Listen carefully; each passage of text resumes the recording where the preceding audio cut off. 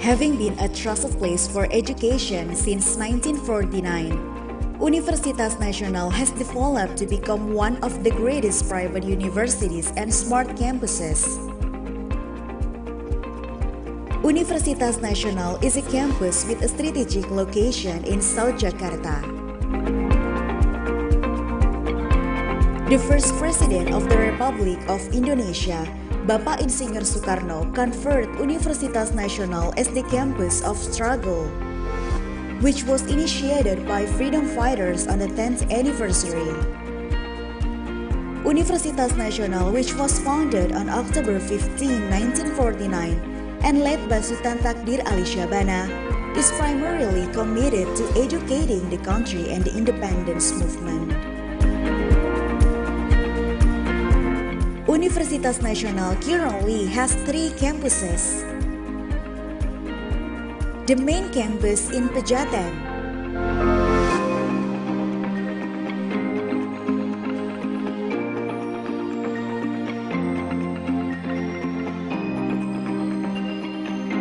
the main campus of laboratory in Bambu Kuning,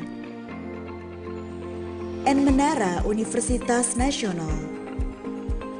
There are 9 faculties with 23 undergraduate study programs, 6 master's degree programs,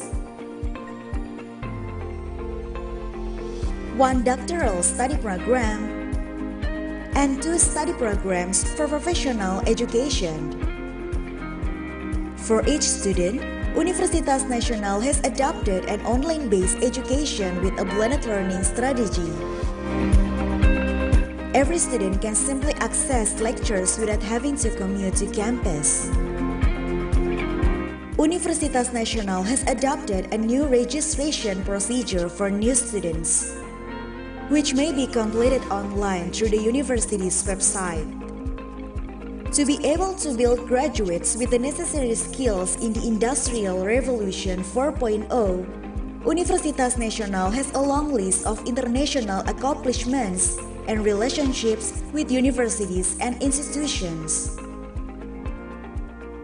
Universitas Nasional also provides facilities and infrastructure, as well as laboratories, to help the academic community remain updated.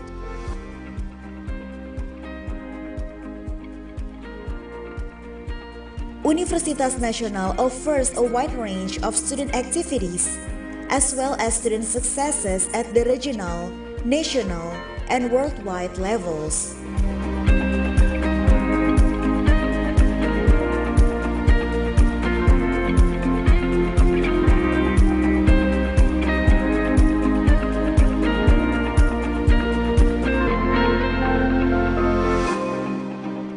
This is proven by universities and foreign institutions' willingness to collaborate with Universitas Nasional on student and lecture exchanges, scholarships, research, and community service projects.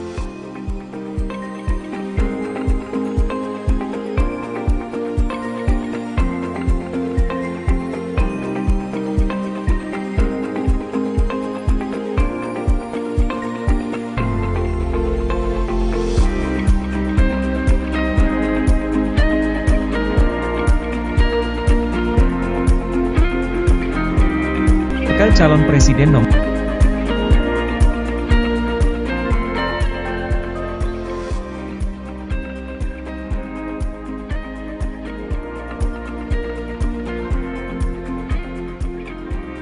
In addition, creating competition for Universitas Nasional graduates to have high competitiveness and be able to compete with worldwide graduates will increase the opportunity for competition, as well as strengthening entrepreneurial competitiveness by organizing competition for Universitas Nasional graduates, so that they may compete with global graduates on both a national and international level.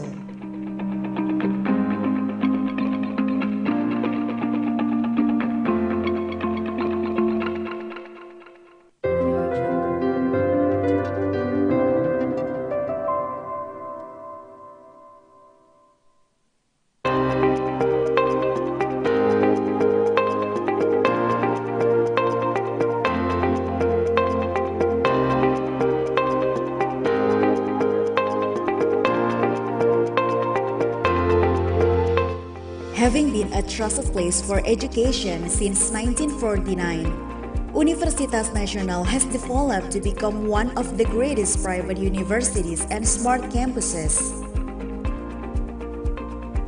Universitas Nasional is a campus with a strategic location in South Jakarta. The first president of the Republic of Indonesia, Bapak Insinyur Soekarno, conferred Universitas Nasional as the campus of struggle, which was initiated by freedom fighters on the 10th anniversary. Universitas Nasional, which was founded on October 15, 1949, and led by Sultan Takdir Ali Syabana, is primarily committed to educating the country and the independence movement. Universitas Nasional currently has 3 campuses. The main campus in Pejaten,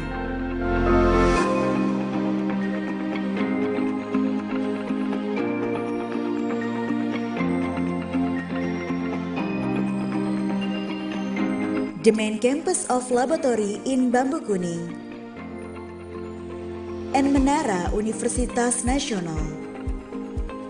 There are 9 faculties with 23 undergraduate study programs, 6 master's degree programs,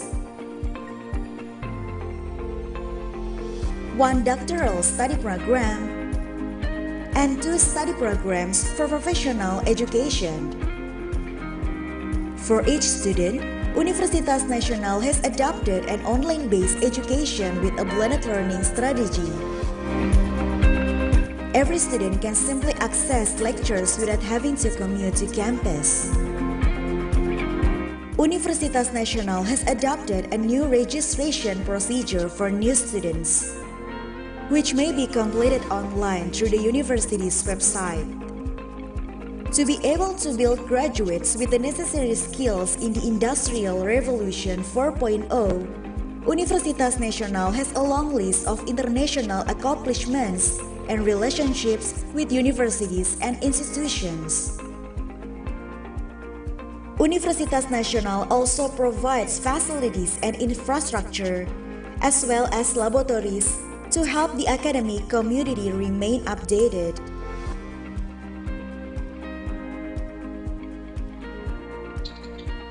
Universitas Nasional offers a wide range of student activities, as well as student successes at the regional, national, and worldwide levels.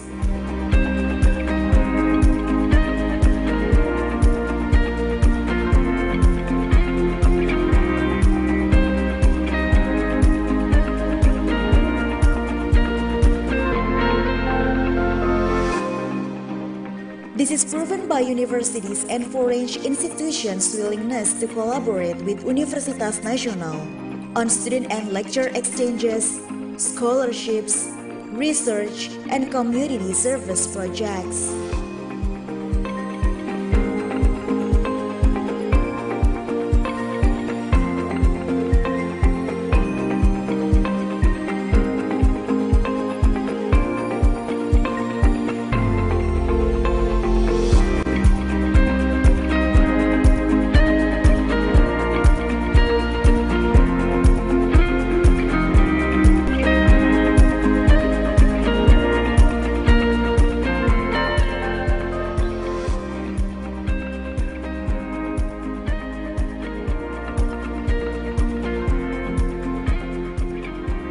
In addition, creating competition for Universitas Nasional graduates to have high competitiveness and be able to compete with worldwide graduates will increase the opportunity for competition, as well as strengthening entrepreneurial competitiveness by organizing competition for Universitas Nasional graduates, so that they may compete with global graduates on both a national and international level.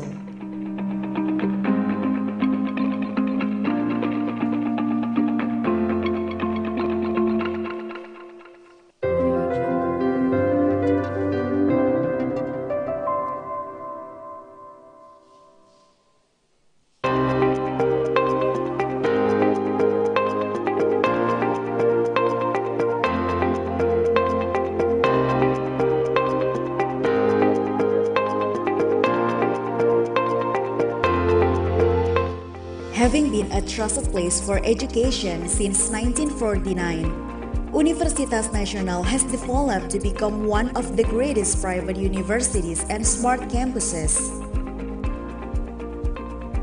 Universitas Nasional is a campus with a strategic location in South Jakarta. The first President of the Republic of Indonesia, Bapak Insinyur Soekarno, conferred Universitas Nasional as the campus of struggle, which was initiated by freedom fighters on the 10th anniversary. Universitas Nasional, which was founded on October 15, 1949, and led by Sultan Takdir Ali Syabana, is primarily committed to educating the country and the independence movement.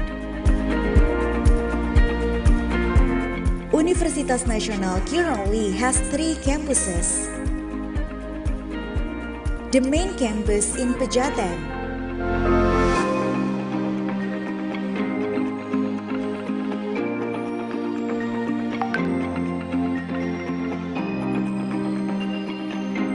the main campus of laboratory in Bambu Kuning,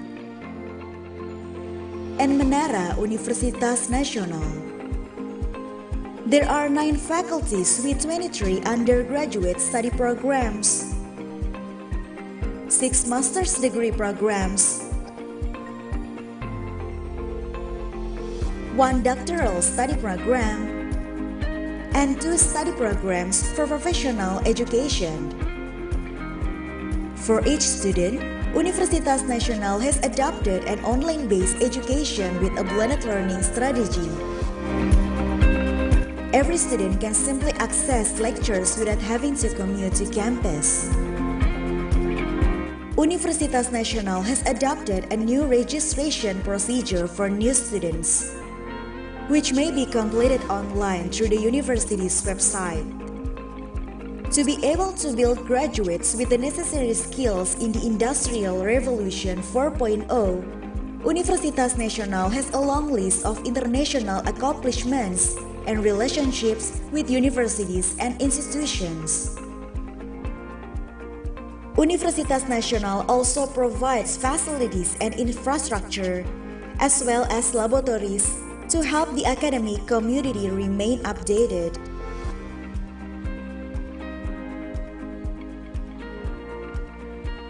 Universitas Nasional offers a wide range of student activities, as well as student successes at the regional, national, and worldwide levels.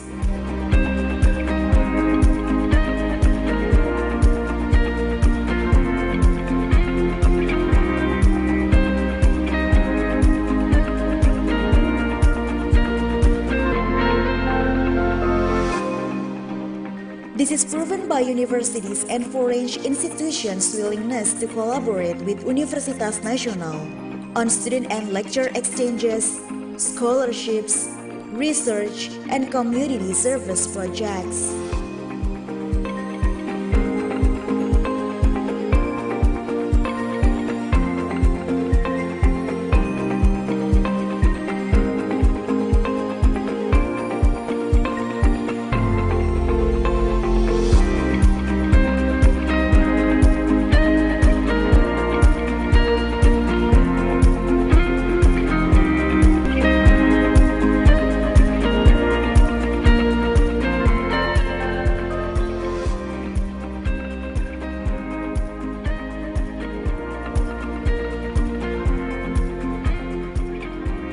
In addition, creating competition for Universitas Nasional graduates to have high competitiveness and be able to compete with worldwide graduates will increase the opportunity for competition, as well as strengthening entrepreneurial competitiveness by organizing competition for Universitas Nasional graduates, so that they may compete with global graduates on both a national and international level.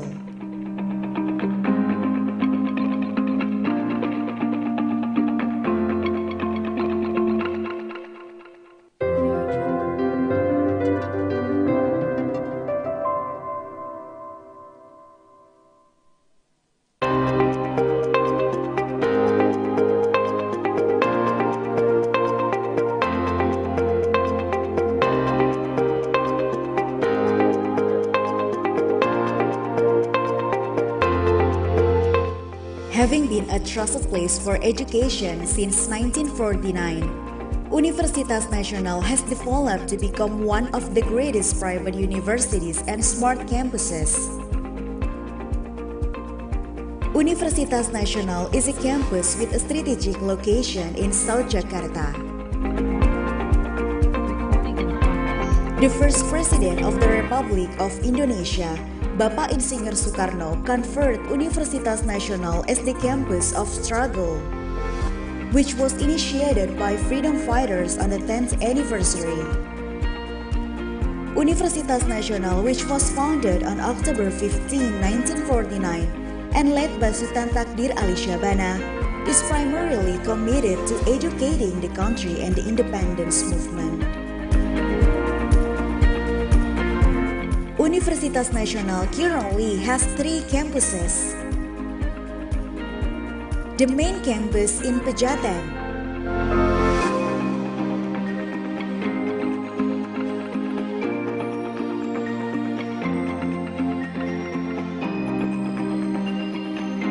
the main campus of laboratory in Bambu Kuning,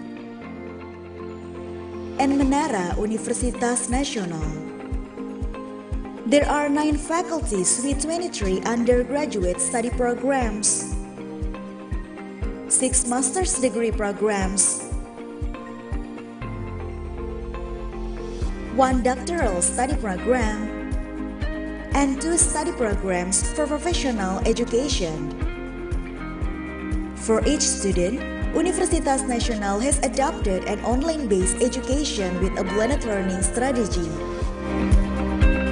Every student can simply access lectures without having to commute to campus.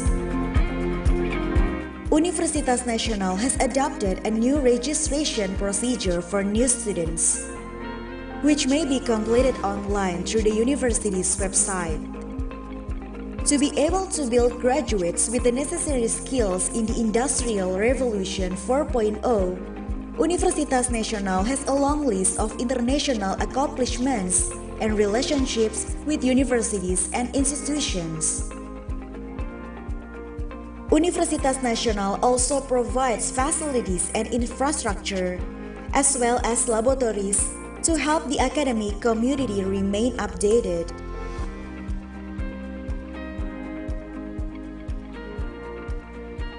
Universitas Nasional offers a wide range of student activities, as well as student successes at the regional, national, and worldwide levels.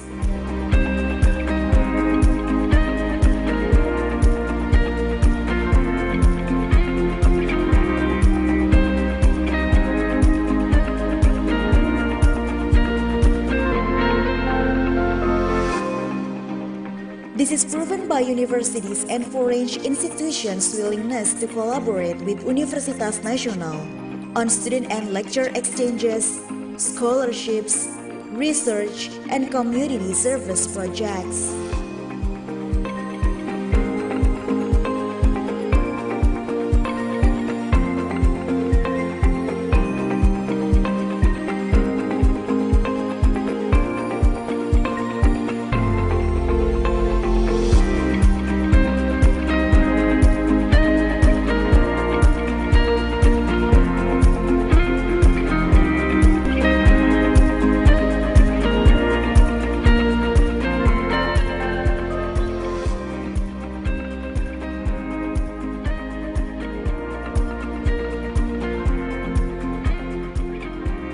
In addition, creating competition for Universitas Nasional graduates to have high competitiveness and be able to compete with worldwide graduates will increase the opportunity for competition, as well as strengthening entrepreneurial competitiveness by organizing competition for Universitas Nasional graduates, so that they may compete with global graduates on both a national and international level.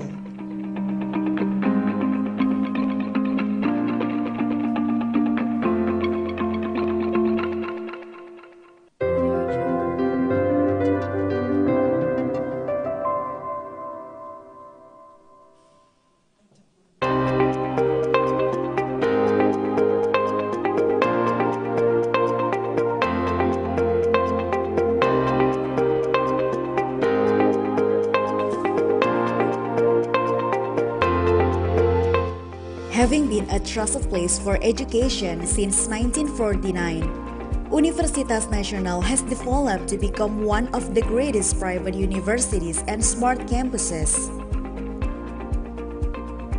Universitas Nasional is a campus with a strategic location in South Jakarta.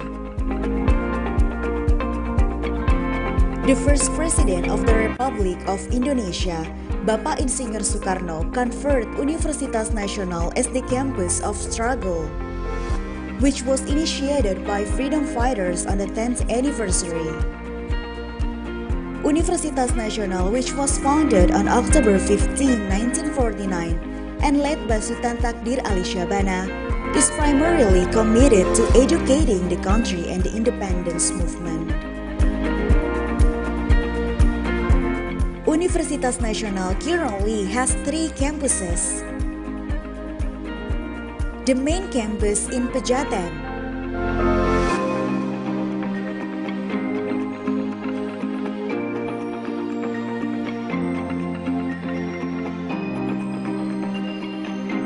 the main campus of laboratory in Bambu Kuning,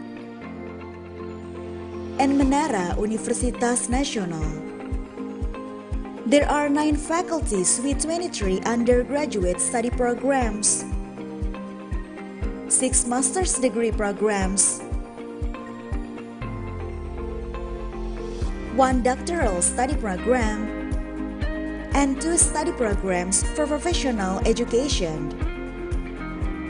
For each student, Universitas Nasional has adopted an online-based education with a blended learning strategy.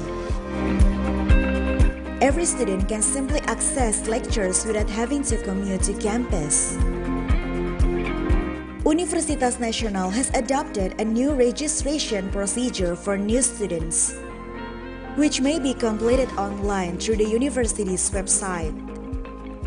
To be able to build graduates with the necessary skills in the Industrial Revolution 4.0, Universitas Nasional has a long list of international accomplishments and relationships with universities and institutions. Universitas Nasional also provides facilities and infrastructure, as well as laboratories, to help the academic community remain updated.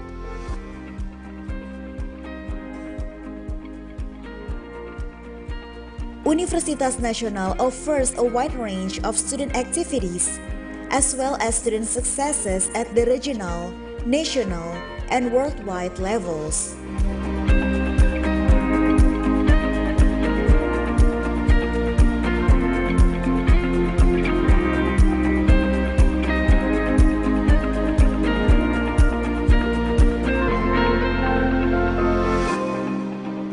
This is proven by universities and foreign institutions' willingness to collaborate with Universitas Nasional on student and lecture exchanges, scholarships, research, and community service projects.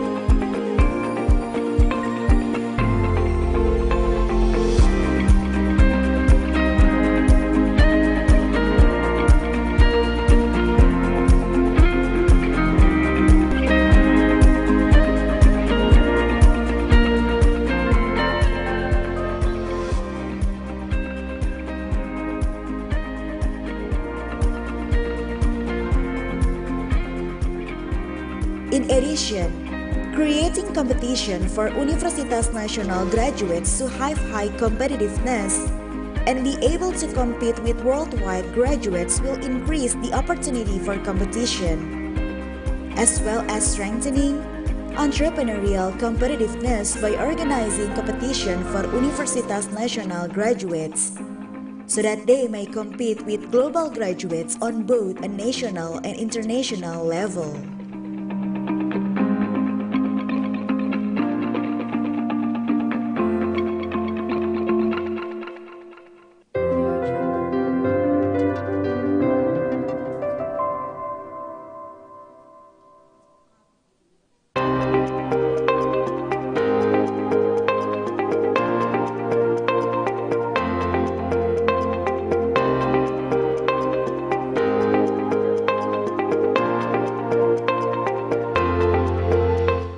Having been a trusted place for education since 1949, Universitas Nasional has developed to become one of the greatest private universities and smart campuses. Universitas Nasional is a campus with a strategic location in South Jakarta. The first President of the Republic of Indonesia, Bapak Insinyur Soekarno, conferred Universitas Nasional as the campus of struggle, which was initiated by freedom fighters on the 10th anniversary. Universitas Nasional, which was founded on October 15, 1949, and led by Sultan Takdir Ali Syabana, is primarily committed to educating the country and the independence movement. Universitas Nasional currently has 3 campuses. The main campus in Pejaten,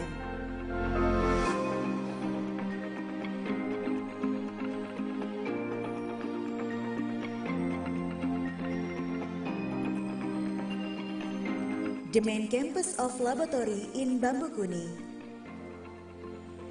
and Menara Universitas Nasional. There are 9 faculties with 23 undergraduate study programs, 6 master's degree programs, 1 doctoral study program, and 2 study programs for professional education. For each student, Universitas Nasional has adopted an online-based education with a blended learning strategy. Every student can simply access lectures without having to commute to campus.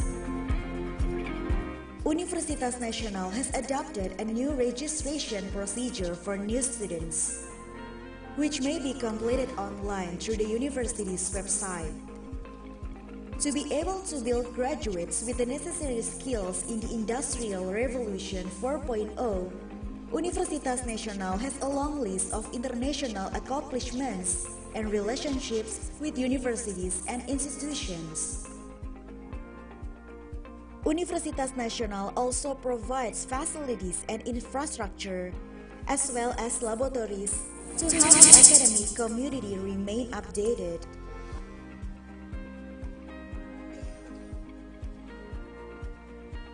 Universitas Nasional offers a wide range of student activities, as well as student successes at the regional, national, and worldwide levels.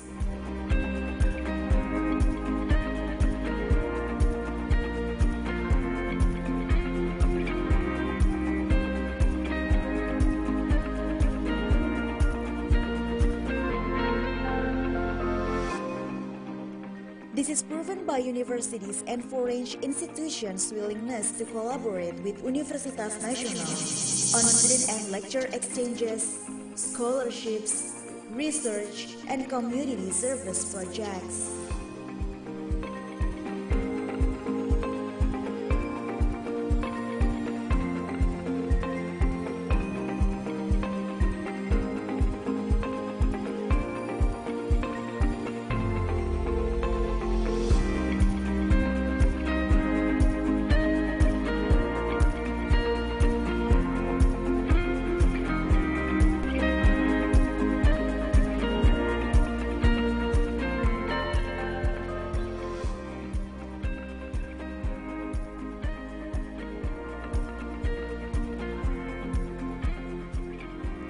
In addition, creating competition for Universitas Nasional graduates to have high competitiveness and be able to compete with worldwide graduates will increase the opportunity for competition, as well as strengthening entrepreneurial competitiveness by organizing competition for Universitas Nasional graduates, so that they may compete with global graduates on both a national and international level.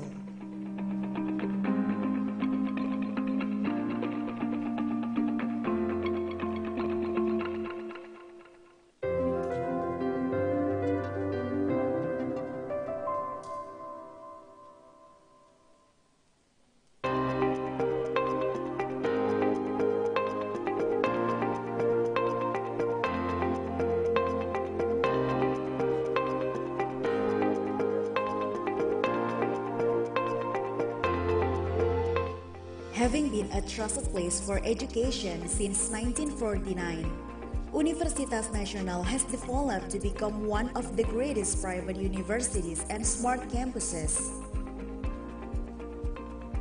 Universitas Nasional is a campus with a strategic location in South Jakarta.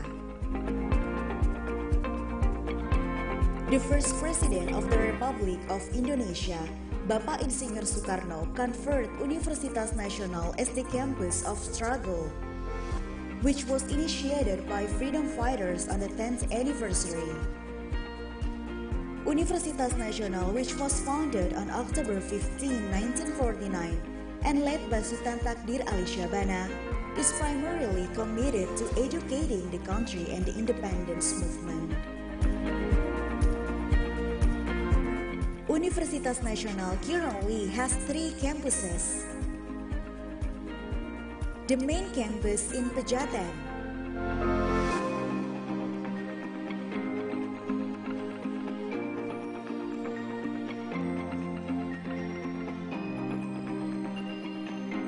the main campus of laboratory in Bambu Kuning,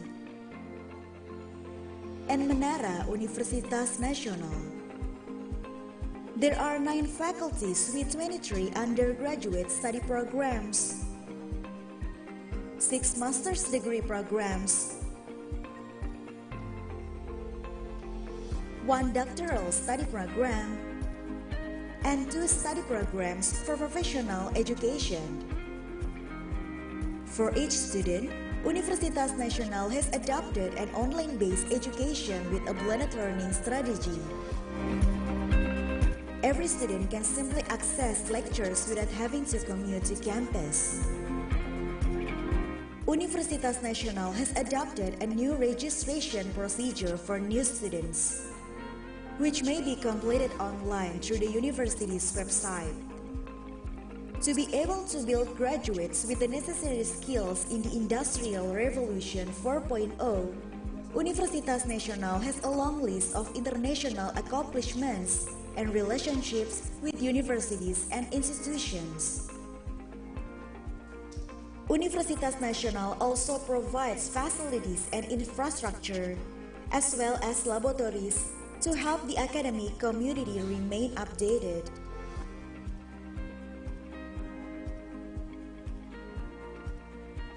Universitas Nasional offers a wide range of student activities, as well as student successes at the regional, national, and worldwide levels.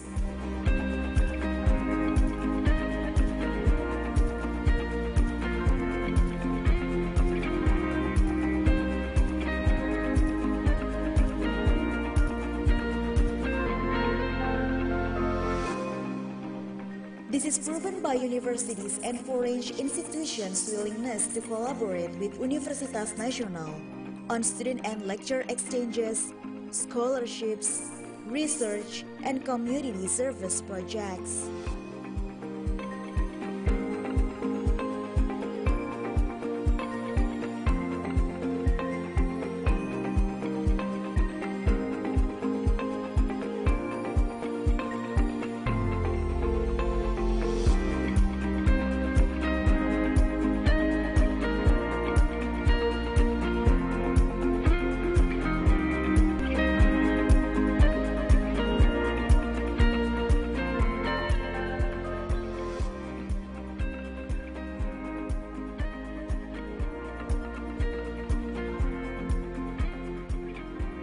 In addition, creating competition for Universitas Nasional graduates to have high competitiveness and be able to compete with worldwide graduates will increase the opportunity for competition, as well as strengthening entrepreneurial competitiveness by organizing competition for Universitas Nasional graduates, so that they may compete with global graduates on both a national and international level.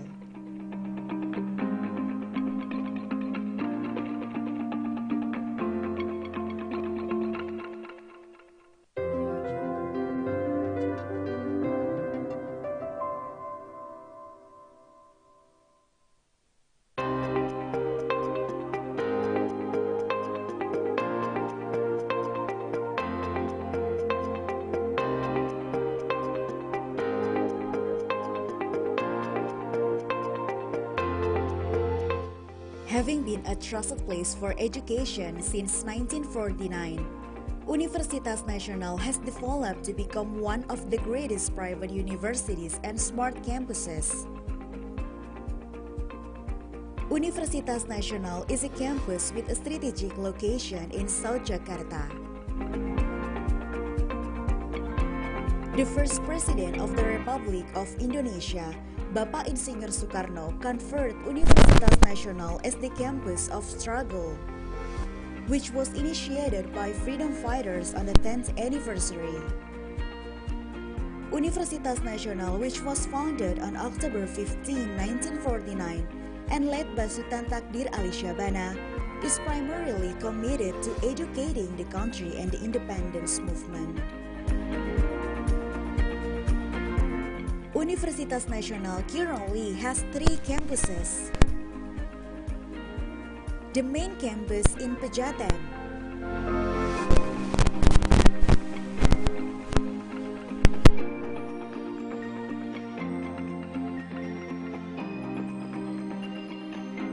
the main campus of laboratory in Bambu Kuning, and Menara Universitas Nasional. There are 9 faculties with 23 undergraduate study programs, 6 master's degree programs, 1 doctoral study program, and 2 study programs for professional education. For each student, Universitas Nasional has adopted an online-based education with a blended learning strategy. Every student can simply access lectures without having to commute to campus. Universitas Nasional has adopted a new registration procedure for new students, which may be completed online through the university's website. To be able to build graduates with the necessary skills in the Industrial Revolution 4.0, Universitas Nasional has a long list of international accomplishments and relationships with universities and institutions. Universitas Nasional also provides facilities and infrastructure, as well as laboratories, to help the academic community remain updated.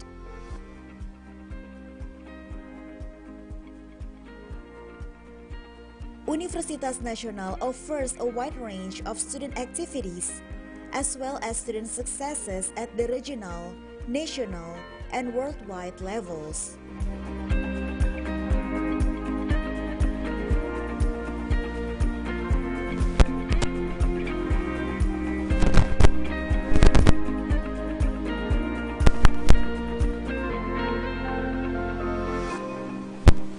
This is proven by universities and foreign institutions' willingness to collaborate with Universitas Nasional on student and lecture exchanges, scholarships, research, and community service projects.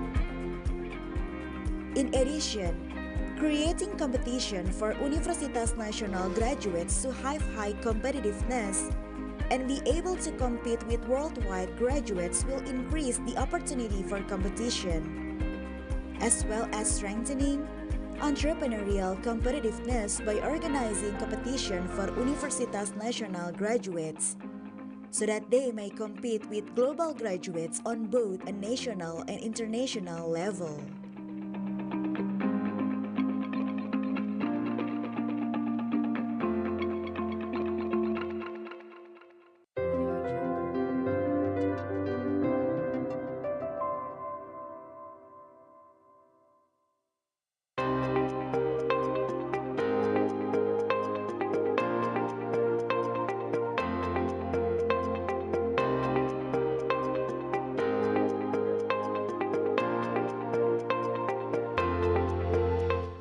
Having been a trusted place for education since 1949, Universitas Nasional has developed to become one of the greatest private universities and smart campuses.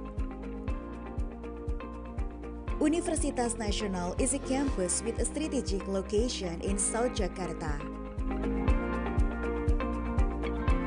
The first president of the Republic of Indonesia, Bapak Insinyur Soekarno, conferred Universitas Nasional as the campus of struggle, which was initiated by freedom fighters on the 10th anniversary.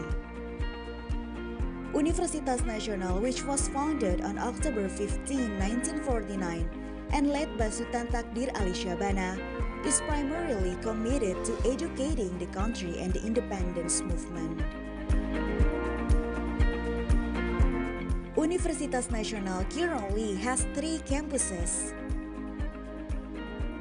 The main campus in Pejaten,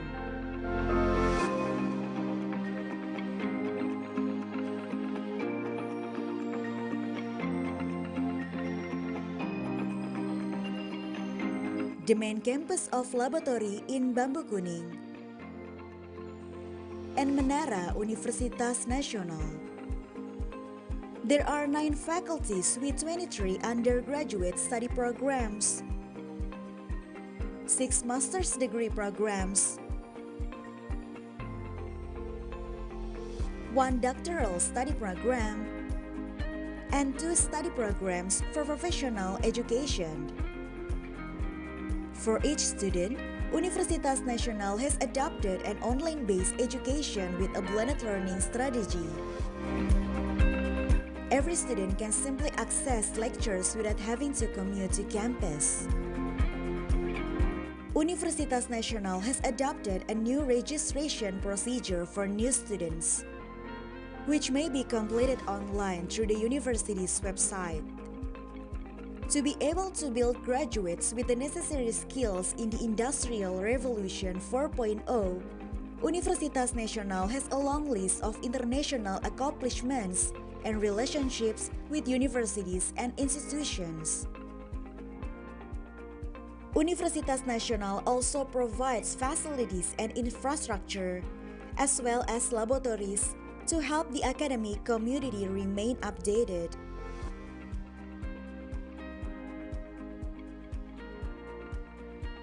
Universitas Nasional offers a wide range of student activities, as well as student successes at the regional, national, and worldwide levels.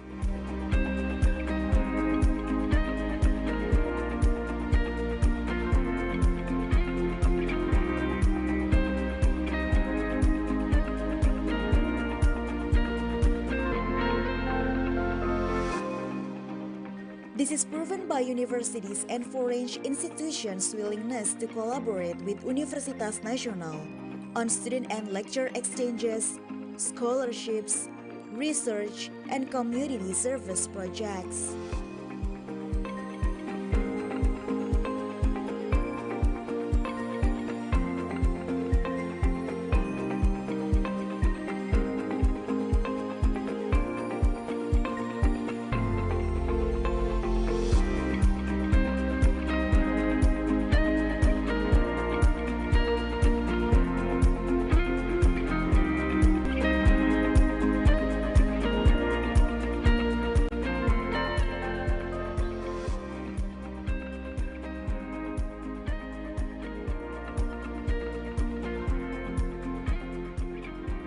In addition, creating competition for Universitas Nasional graduates to have high competitiveness and be able to compete with worldwide graduates will increase the opportunity for competition, as well as strengthening entrepreneurial competitiveness by organizing competition for Universitas Nasional graduates, so that they may compete with global graduates on both a national and international level.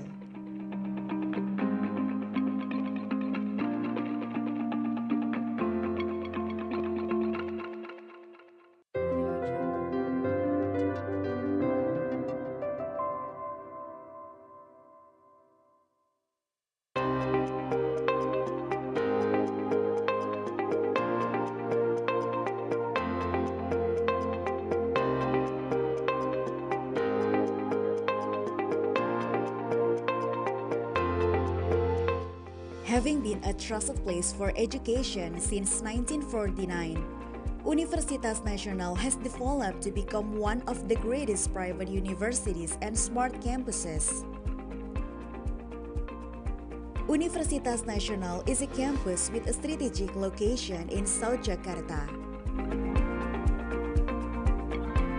The first President of the Republic of Indonesia, Bapak Insinyur Soekarno, conferred Universitas Nasional as the campus of struggle, which was initiated by freedom fighters on the 10th anniversary. Universitas Nasional, which was founded on October 15, 1949, and led by Sultan Takdir Ali Syabana, is primarily committed to educating the country and the independence movement. Universitas Nasional currently has 3 campuses. The main campus in Pejaten,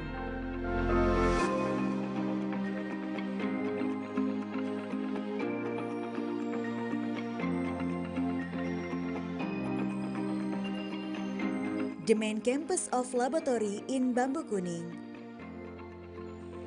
and Menara Universitas Nasional. There are 9 faculties with 23 undergraduate study programs, 6 master's degree programs, 1 doctoral study program, and 2 study programs for professional education. For each student, Universitas Nasional has adopted an online-based education with a blended learning strategy.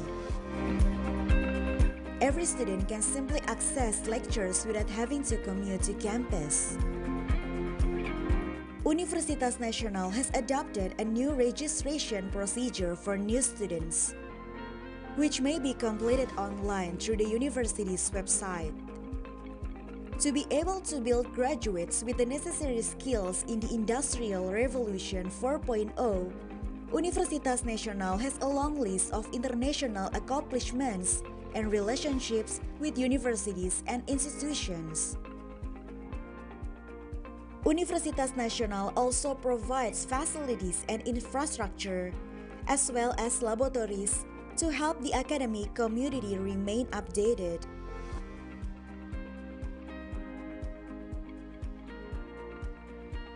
Universitas Nasional offers a wide range of student activities, as well as student successes at the regional, national, and worldwide levels.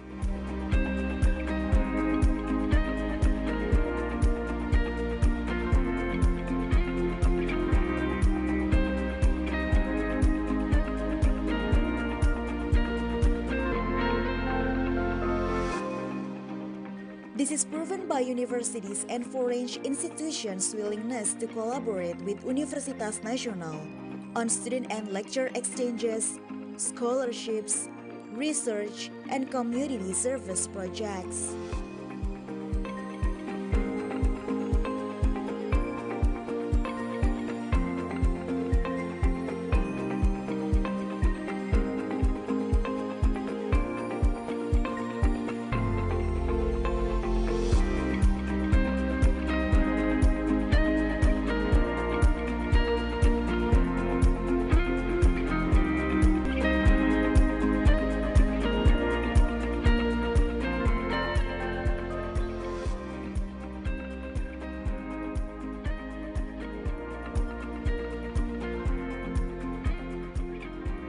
In addition, creating competition for Universitas Nasional graduates to have high competitiveness and be able to compete with worldwide graduates will increase the opportunity for competition, as well as strengthening entrepreneurial competitiveness by organizing competition for Universitas Nasional graduates, so that they may compete with global graduates on both a national and international level.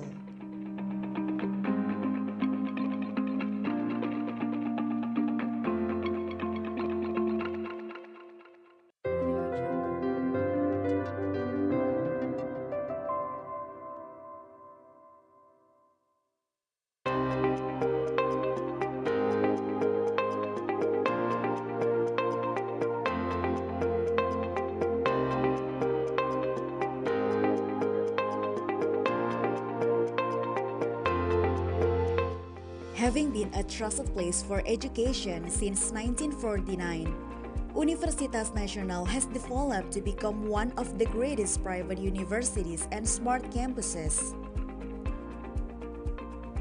Universitas Nasional is a campus with a strategic location in South Jakarta. The first president of the Republic of Indonesia, Bapak Insinyur Soekarno, conferred Universitas Nasional as the campus of struggle, which was initiated by freedom fighters on the 10th anniversary. Universitas Nasional, which was founded on October 15, 1949, and led by Sultan Takdir Ali Syabana, is primarily committed to educating the country and the independence movement. Universitas Nasional currently has 3 campuses. The main campus in Pejaten,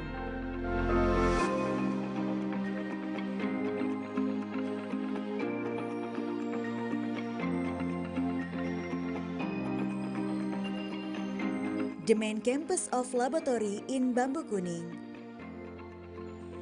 and Menara Universitas Nasional. There are 9 faculties with 23 undergraduate study programs, 6 master's degree programs, 1 doctoral study program, and 2 study programs for professional education. For each student, Universitas Nasional has adopted an online-based education with a blended learning strategy. Every student can simply access lectures without having to commute to campus. Universitas Nasional has adopted a new registration procedure for new students, which may be completed online through the university's website. To be able to build graduates with the necessary skills in the Industrial Revolution 4.0, Universitas Nasional has a long list of international accomplishments and relationships with universities and institutions. Universitas Nasional also provides facilities and infrastructure, as well as laboratories, to help the academic community remain updated.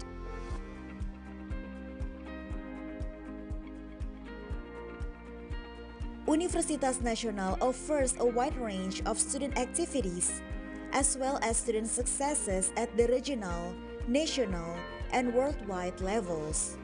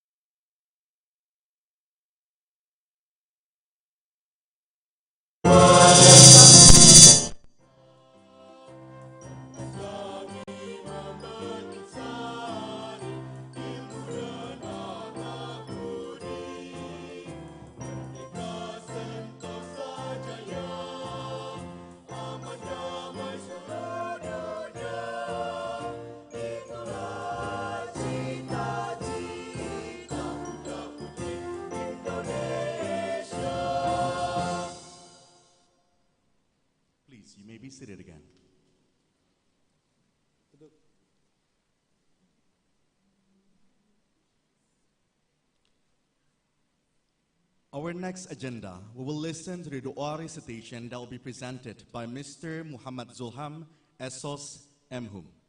To Mr. Zulham, you may proceed to the stage.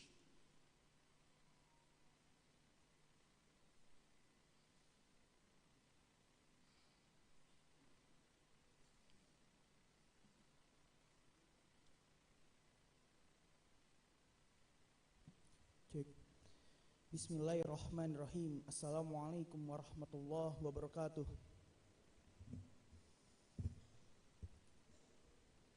Before we start the agenda, let us bow our heads to pray for Allah Subhanahu wa Ta'ala for His blessing in this event. The prayer will be conducted in Islamic way and in Bahasa, and for all non-Muslim, please to adjust. Bismillahirrahmanirrahim. Bibarakati Ummil Quran Al-Fatihah.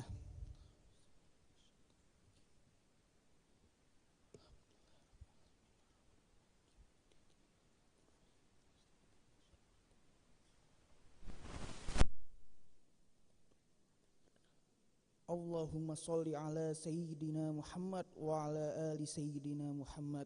Ya Allah, ya Rahman, ya Rahim. Pada hari ini, kami segenap sivitas akademika Fakultas Ilmu Sosial dan Ilmu Politik Universitas Nasional hendak menyelenggarakan International Conference on Social Political Science tahun 2023 dengan memohon ridho dan izin-Mu. Berkatilah semua langkah dan perbuatan kami, dan jadikanlah acara ini sebagai nilai ibadah dan ilmu yang bermanfaat bagi umat dan bangsa. Ya Allah, ya Batin, bimbinglah kami dengan hidayah-Mu, berkatilah kami dengan takdir-Mu, dan jadikanlah hati kami selalu ridho dengan pemberian-Mu. Rabbana ighfir lana dzunubana waliwalidaina wa dzunuba ashabina al-ahya'i himilhum wal amwat. Ya Allah, ya Maha Pengampun, ampunilah dosa dan khilaf kami, ayah dan ibu kami, guru dan dosen kami, serta pimpinan kami dengan ampunan-Mu yang maha luas. Rabbana la tuzigh qulubana ba'da idh hadaitana wa hab lana min ladunka rahmah innaka antal wahhab. Rabbana atina fid dunya hasanah wa fil akhirati hasanah wa qina adzabannar. Wa sallallahu ala sayyidina Muhammadin walhamdulillahi rabbil alamin. Billahi taufiq wal hidayah. Wassalamualaikum warahmatullahi wabarakatuh.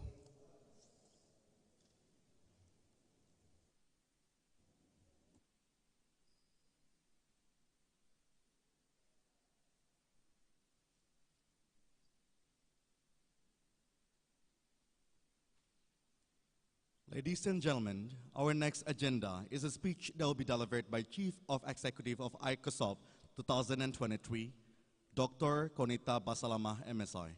To Dr. Konita Basalama, the stage is yours.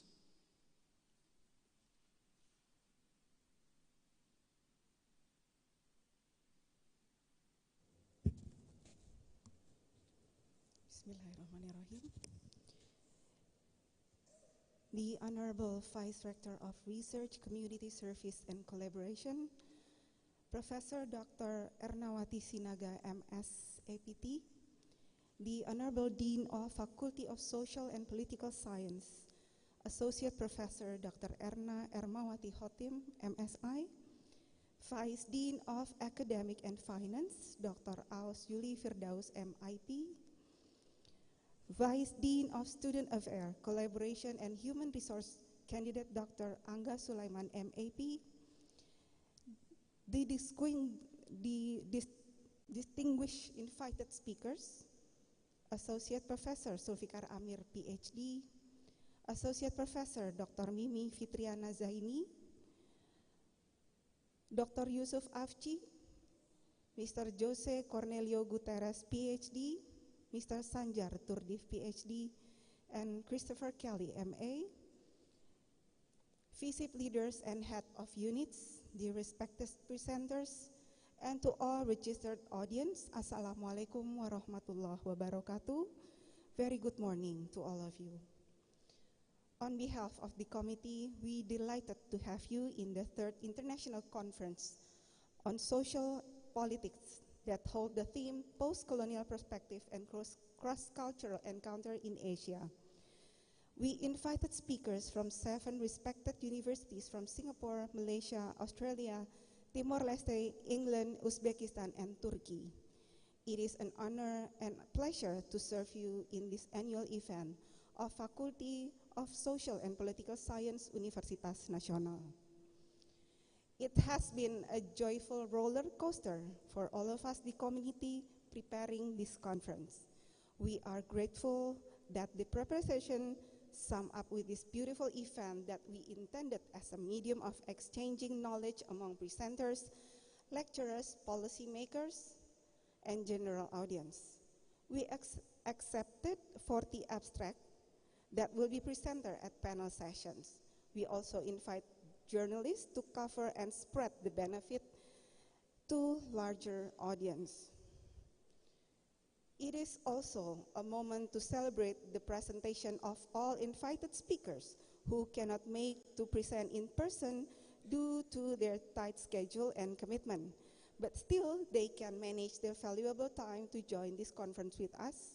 We facilitate with online presentation. Yesterday, Dr. Yusuf Avci and I were chatting, and he mentioned that this is going to be fun. He mentioned that he's going to present at 4 a.m. in winter time in Turkey. I cannot thank them enough for sharing the excitement and great energy for sharing their thought for this conference. This platform also to ease the presenter who are from outside the Western Java, from Sumatra, with their very good abstract that we accepted. We would like to address our gratitude to the university, the rector and vice rectors, to the Faculty of Social and Political Science, our dearest Madam Dean and Mr. Vice Deans, leader of Fisip, and students for the commitment to support our annual conference Fisip, the Icosop. To conclude the speech, I would like to address my appreciation to all committee for their endless support and effort to finally make this possible. We really hope that this event will benefit all. Thank you for your attention. Assalamualaikum warahmatullahi wabarakatuh.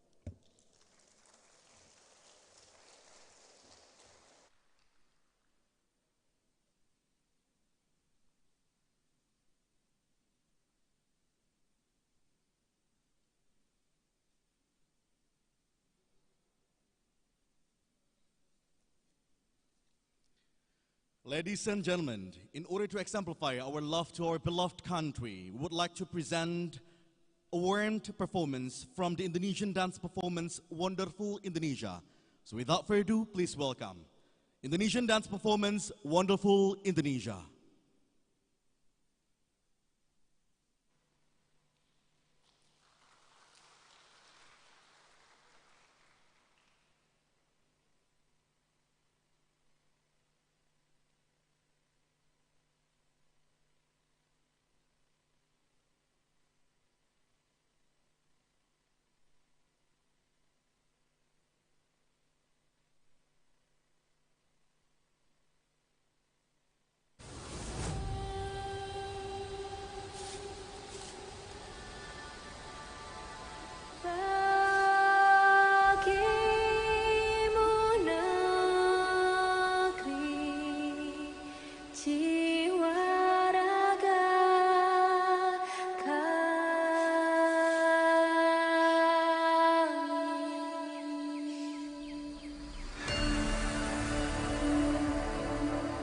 Indonesia is the most beautiful land in the universe. The land where we were born, the nation where we grew up. So many colors that live together in peace. With 1,000,000 timeless treasures. With an abundance of natural wealth. Indonesia is not just wonderful. Indonesia is a wonderland.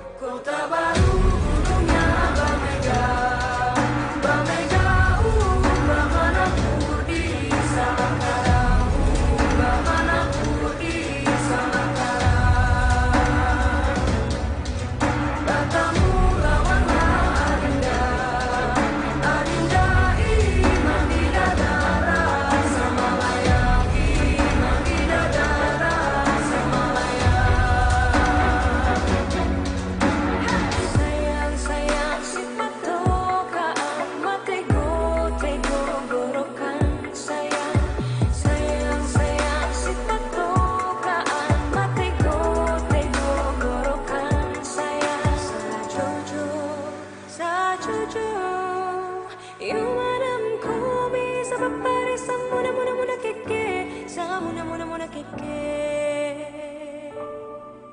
Soleram, soleram, soleram, anak yang manis, janganlah dicium, sayang kalau dicium, merah pipinya. Kampung nan jauh di Batu, Gunung Sansai beku Wiliang, takkan ajo kawan-kawan nalamu, sangke basuh yang suria.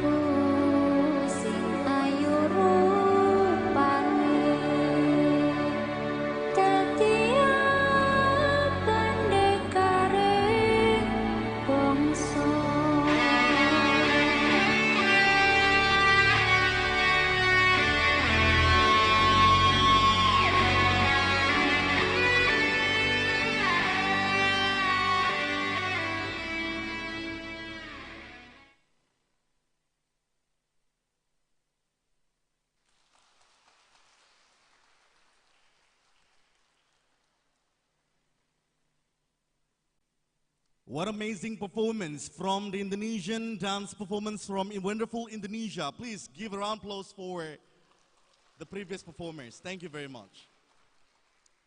Ladies and gentlemen, our next agenda is the welcoming remarks that will be presented by the Dean of Social and Political Science Faculty, our beloved Dr. Erna Ermawati Hotim. You may proceed to the stage. Thank you.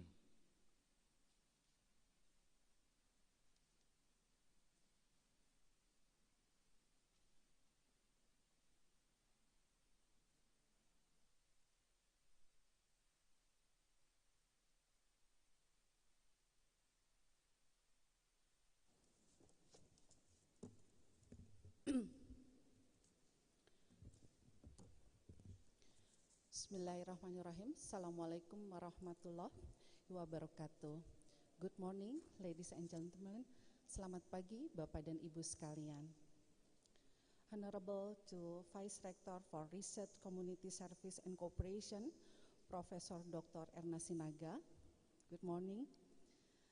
Leaders within the Faculty of Social and Political Science, lecturer from Faculty and Social Political Science, speaker especially for Associate Professor Sulfikar Amir PhD from Nanyang Technology University of Singapore, and second, Professor Reeve PhD from University of New South Wales, Australia, Cornellio PhD from National Institute for Science Technology, Timor-Leste, Christopher Kelly, MA, from King's College, London, United Kingdom, Sanjar Turdiev, PhD, from University of Uzbekistan, Associate Professor Dr. Mimi Fitriana, from University Malaya, Wales, Malaysia, and last, Dr. Yusuf Avci from Social Science of Ankara,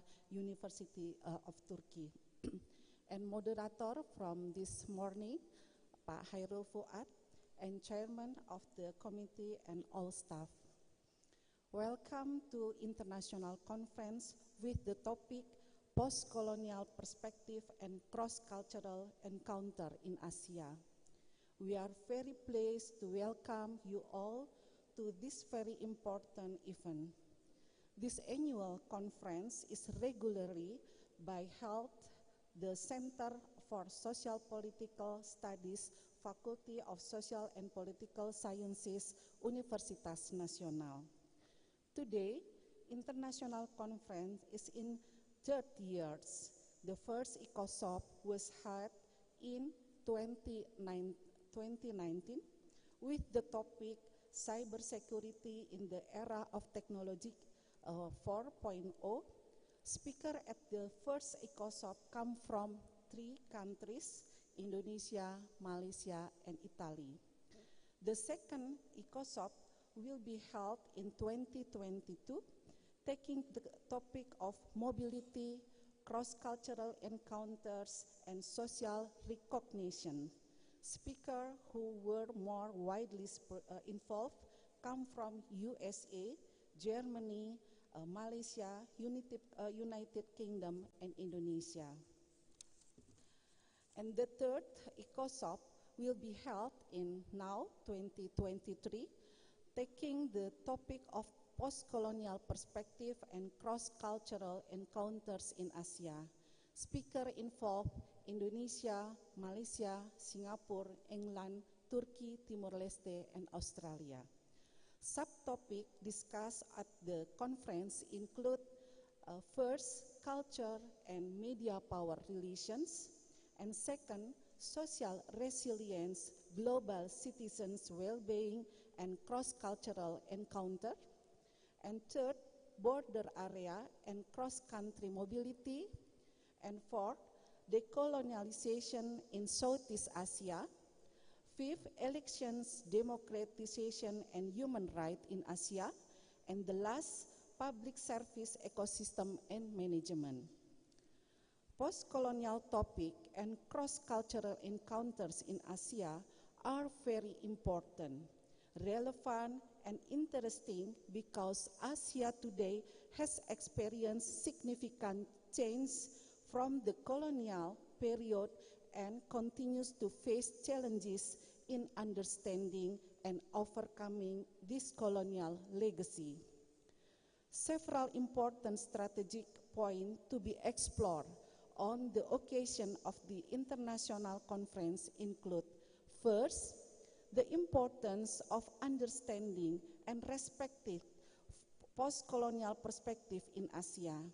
In this context, the importance involved recognizing the complex history and lingering inequalities that remain and the importance of promoting of social justice and equality across the continent.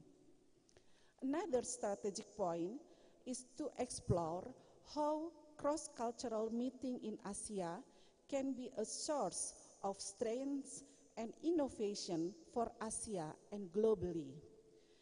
In an increasingly connected world, the exchange of culture and new ideas can create new opportunities for growth and development in Asia. Another important thing in the discussions how the technology and globalization have influenced post-colonial perspective and cross-cultural encounter in Asia. In this digital era, new challenges arise in understanding and appreciating cultural diversity as well as in promoting social inclusion and intercultural dialogue. Finally, it is important to explore strategies and concrete steps that can be taken to strengthen post-colonial perspective and cross-cultural encounter in Asia. This includes developing inclusive educations, strengthening intercultural collaborations, and developing policy that focus on principles of justice and equality. In this conference, all of us can exchange, listen to view and experiences from various thinkers and practitioners in this field. We believe that by sharing knowledge and creative thinking, we can achieve a better understanding of post-colonial perspective and cross-cultural encounter in Asia, and create strategic steps for a more inclusive and justice for the future. Thank you for your attention and participation in this conference. Hopefully, this event will be inspiring and useful even for all of us. I would like to thank all the speakers, the entire committee who have prepared this event very well, especially for Ibu Konita, and all the participants who attended with the great enthusiasm. Enjoy listening and discussing at in this conference. Hopefully, the entire series of events at the third Icosop International Conference will be smoothly becoming part of the constructive academic journey for all of us. Thank you. Assalamualaikum warahmatullahi wabarakatuh.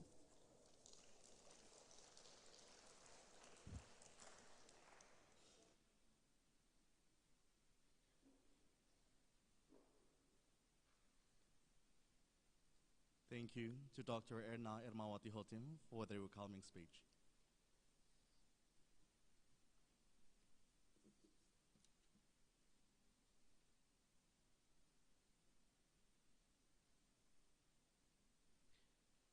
Ladies and gentlemen, our next agenda is the opening speech that will be delivered by Vice Rector of Research, Community Service and Collaboration.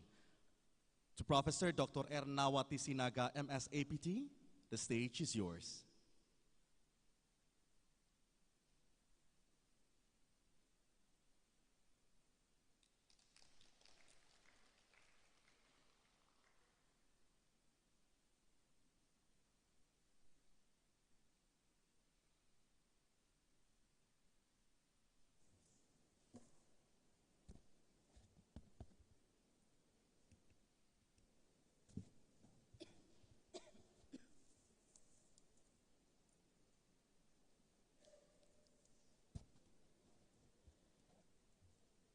Good morning, ladies and gentlemen. This is a very happy morning for me. Be among you who want to hold a conference, a beautiful conference in social and political science. Our distinguished guests and speakers, Associate Professor Sulfikar Amir, PhD, that will be the keynote speaker of this conference.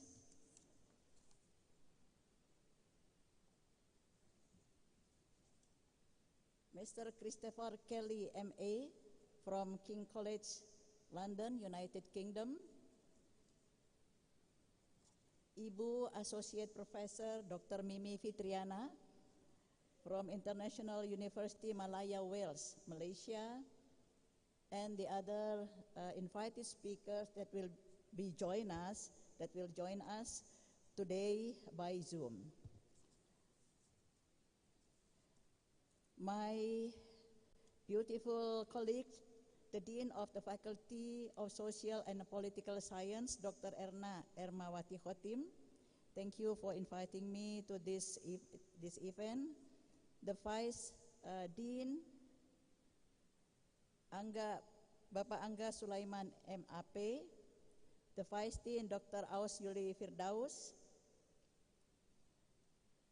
the Chief of the Organizing Committee, Dr. Konita Basalama MSc, and all the audience, my dear colleague and students from UNAS and from other university.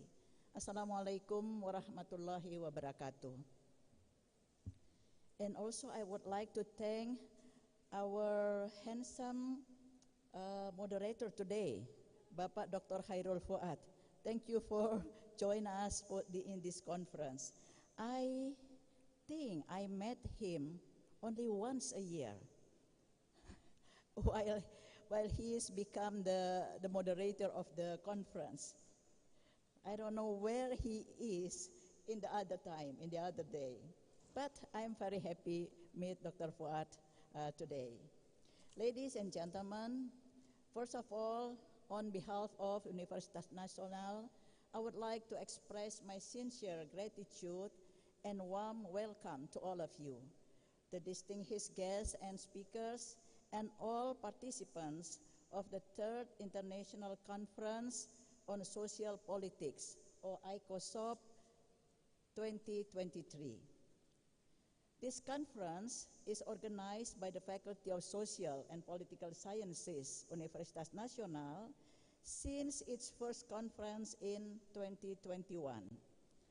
I would like to express my highest appreciation to the Faculty of Social and Political Science, led by the Dean, Ibu Dr. Erna Ermawati Khotim, and all the staff involved who have worked hard and done their best so that this conference can take place as a beautiful conference every year as expected.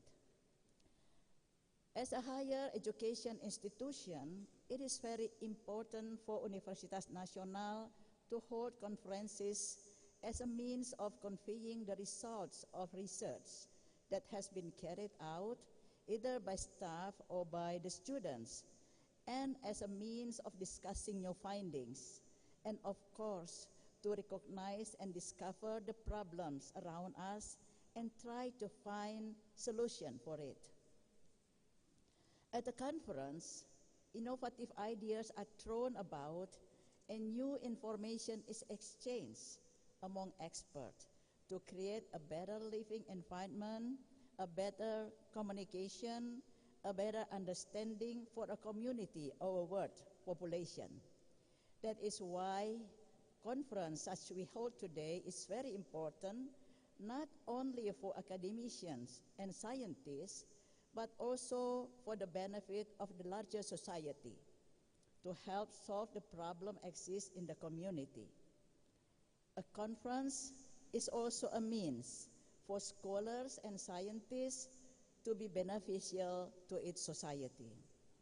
Ladies and gentlemen, it is pleasing to note that the agenda of this conference covers a wide range of interesting topics related to all theoretical and practical aspects in social and political sciences, with main theme, post-colonial perspective and cross-cultural encounters in Asia. I understand that it is the aim of this conference to gather experts and scientists to discuss issues of concern related to this theme. However, as we all know, Indonesia is now in the tumultuous years of welcoming the presidential election that will come in a very near future. We both witnessed the excitement, ranging from the serious to the hilarious and riotous. Hopefully, everything will lead to peace and order, and yet enthusiasm to build our beloved country, Indonesia. I really hope, besides talking about post-colonial perspective and cross-cultural encounters in Asia as the theme of this conference, we also have time and interest to look at an interesting phenomenon that surrounds us today. Not only to look at, but also to study and take lessons from what happened. to discuss and generate thoughts and ideas to solve the problems. I think that's what an academician and a scientist for. Ladies and gentlemen, last but not least, my deepest gratitude goes to the advisory board, the organizing committee, institution, companies, and volunteers who have directly and indirectly supported the success of this conference. The committee has organized a vibrant scientific program and is working hard, I know, to present highly respected and internationally notorious speakers. I wish you a very productive conference with exciting and encouraging discussion and exchange of knowledge so that together we can anticipate a future of groundbreaking knowledge, research, and technology for humanities. I hope all of you would enjoy this interesting and important conference. And I hope that what we are doing is useful for all stakeholders and give great meaning to the progress of science, especially in social and political sciences, and for the peace and justice, and for humanities, and for the welfare of the people all over the world. Thank you very much. May God bless all of us. Wassalamualaikum warahmatullahi wabarakatuh. Thank you very much for the welcoming speech, the opening speech from Professor Dr. Ernawati Sinaga, as APT.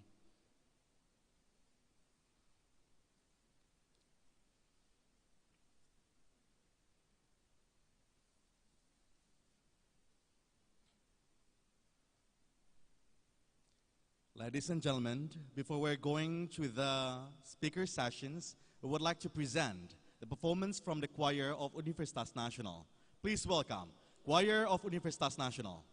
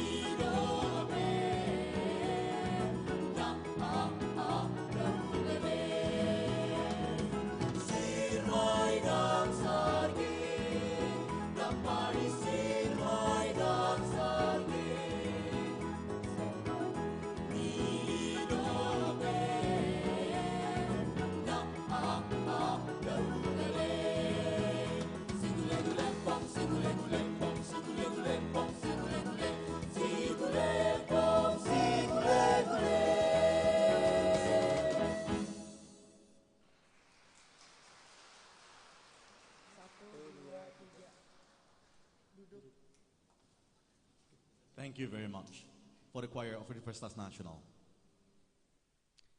Ladies and gentlemen, the next agenda is the photo session. Therefore, we would like to invite the Vice Rector of Universitas Nasional, Professor Dr. Ernawati Sinaga, MS APT, Dean of Social and Political Faculty of Universitas Nasional, Associate Professor Dr. Erna Ermawati Hotim, Vice Dean of Academic and Finance, Dr. Ausili Firdaus, MEP, Vice Dean of Student Affairs, Collaboration and Human Resource, Candidate Dr. Angga Sulaiman, MAP. To our invited speakers, Associate Professor Sulfikar Amir, PhD, Associate Professor Dr. Mimi Fitriana Zaini, Mr. Christopher Kelly, MA, and to our moderator, Dr. Anders Hairul Fuad, MA, to proceed to the stage.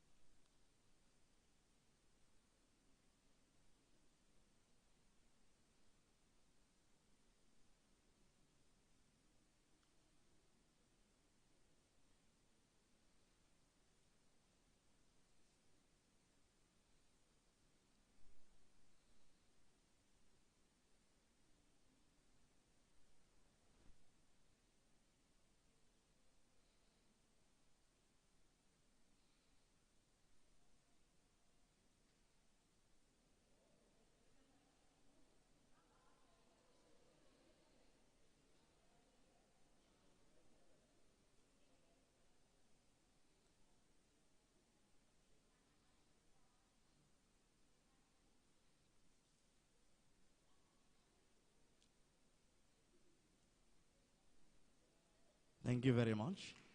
Please, to all the invited speakers, remain to the stage. We would like to repeat, please, to the invited speakers. Associate Professor Sulfikar Amir, PhD, Associate Professor Dr. Mimi Fitriana Zaini. Repeat. We would like to invite to all the lecturers from Universitas Nasional.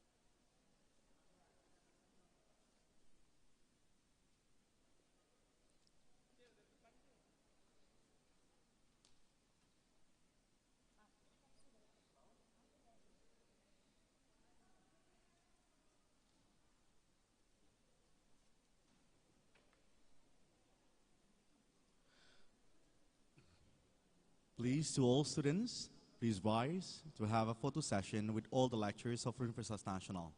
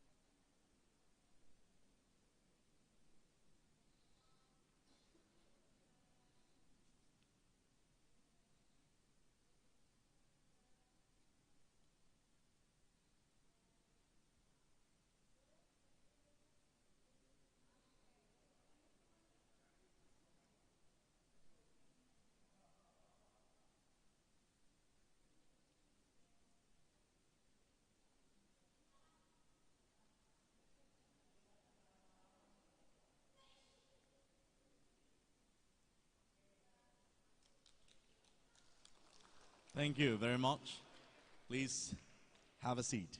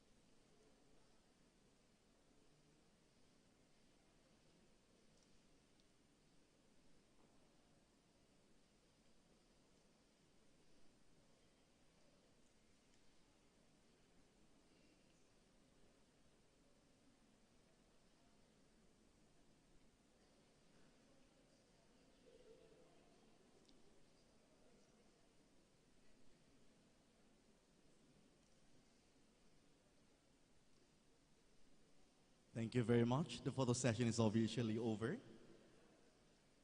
Now we are about to enter the main sessions for today. Therefore, we would like to invite our moderator of today's event, Dr. Andes Khairul Fuad, the lecturer of Sociology, Study and Social Political Faculty of Universitas Nasional, that has completed his undergraduate degree from Sociology and Anthropology of International Islamic University of Malaysia and Master of Sociology of International Islamic University of Malaysia.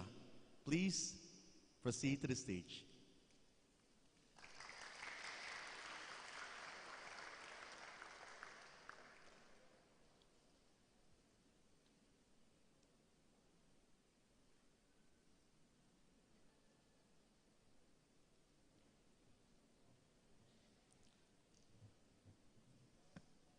Furthermore, we would like to also invite the invited speakers of today's event, Associate Professor, Professor Sulfikar Amir, PhD, Associate Professor Dr. Mimi Fitriana Zaini, Mr. Christopher Kali, MA, to also proceed to the stage.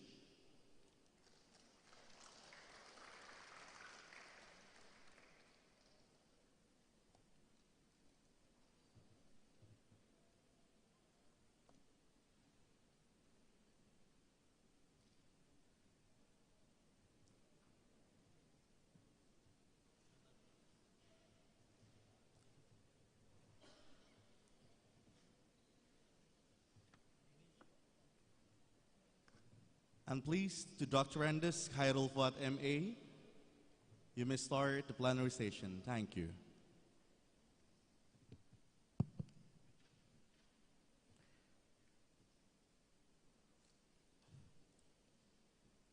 Thank you, Mr. Nugraha. Assalamualaikum warahmatullahi wabarakatuh.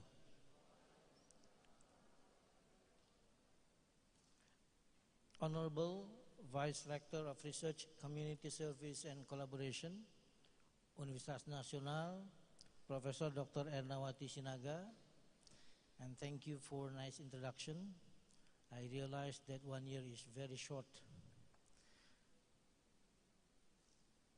Honorable Dean, Faculty of Social and Political Sciences, Universitas Nasional, Associate Professor Dr. Erna Elmawati Khatim, Dean, Deputy Dean of Academic Affairs and Deputy Dean of Student Affairs, Faculty of Social and Political Sciences, Universitas Nasional, Chairperson of Icosop for the 3rd International Conference of Social Politics. Esteemed panelists, distinguished guests, ladies and gentlemen, let me welcome you to this plenary session of the conference on the topic post-colonial perspective and cross-cultural encounter in Asia. As we begin to discuss this topic, we are confronted with many issues surrounding the concept. Now, post-colonialism is a critical academic study of social, political, and cultural legacy of imperialism and colonialism. It is quite broad and diverse. And post-colonial involves at least 3 understandings. The first one is marking the end of physical colonization throughout the world. And the second one is literature and writings related to the experience of colonization. And the third one is various theories to analyze post-colonial problems. Now, this concept indicates efforts to critically study the history of European countries during the colonial period continuously until today that shaped the relationship between the Western and non-Western countries. I think to strengthen our understanding of the concept, it is necessary to have in-depth discussion with various expertise. And fortunately today, we have been able to assemble here this morning with distinguished group of panelists to speak on the topic. And each speaker will be given 20 minutes to make their respective presentations. Now, to officially begin our session today, allow me to invite Associate Professor Dr. Sulfikar Amir of Institute of Science and Technology for Humanity, Singapore. Associate Professor Dr. Sulfikar Amir is currently Acting Director, Institute and Sociology Program of Social Science, Nanyang Technological University. He earned his BA and MA from Institute Teknologi Bandung and his PhD from Reslier Polytechnic Institute. Now, Professor Amir, Sulfikar Amir, please welcome. Thank you. Shall I go to the... Yes.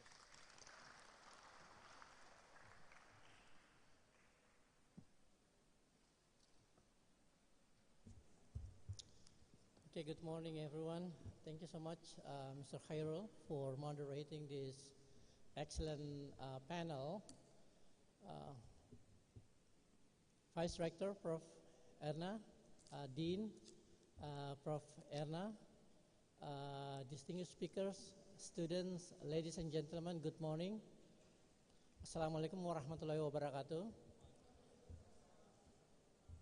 I feel so excited to come to this place because actually this is my first time coming to UNAS. Yeah, finally. Finally, I'm married to Jaxel. Yeah. Whenever I say Jaxel, I always refer to Senopati and the round area. Of course, Jakarta Selatan is very, broad, and I think it includes some of the areas like the one that where this campus is located. So this is actually a very exciting moment for me to visit this campus and to give this talk. So my name is Sulfikar Amir. I'm a sociologist. More specifically, I'm a sociologist of science and technology. And currently, I'm working on a number of research projects, especially related to urban resilience. And as a matter of fact, for the past 3 years, I've been working on 2 studies on Jakarta. One is related with urban heat, and which is something that everyone feels, right? Jakarta is getting hotter and hotter. Another related to urban resilience, more specifically the post-pandemic conditions of Jakarta urban communities. But the talk that I would like to give this morning, well, it's not explicitly about Jakarta, but it has something to do with the role of Jakarta as a capital city. So can somebody pull my slides? Where's my slides?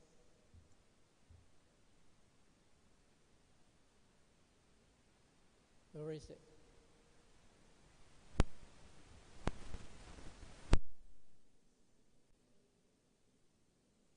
Oh, there you go. Thank you so much. Okay. So, talking about post-colonialism and post-colonial studies, I think it is very important to understand the context of this term and how it came about. And as a post-colonial society, it is very important for every one of us to consider understanding post-colonial conditions of our society from urban point of view. And the talk that I would like to present today focuses on an ongoing project that the Indonesian government is currently undertaking, which is the relocation of capital city from Jakarta to East Kalimantan. Anyone from East Kalimantan here? No one? Okay. Now, before I start my talk, I just want to ask you one question. How many of you agree with the relocation of the capital? Only one. Only one. And the rest of you just want to stay in Jakarta, right? Okay. Now, I think it is very crucial for us to understand the logic behind this project and to critically examine the reasons why this project is being undertaken by Indonesian government. But before I go into details of the project, let me just give you some contextual backgrounds of post-colonial studies so that we can link it to the idea of building a new capital that President Joko Widodo is currently doing. Slide. I don't have the clicker. Can anyone move my slide? Where's the operator?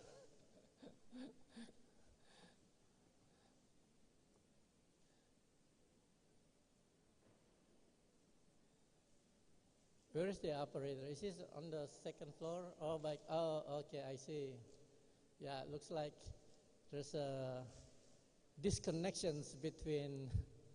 Okay, there you go. Oh, it's gone.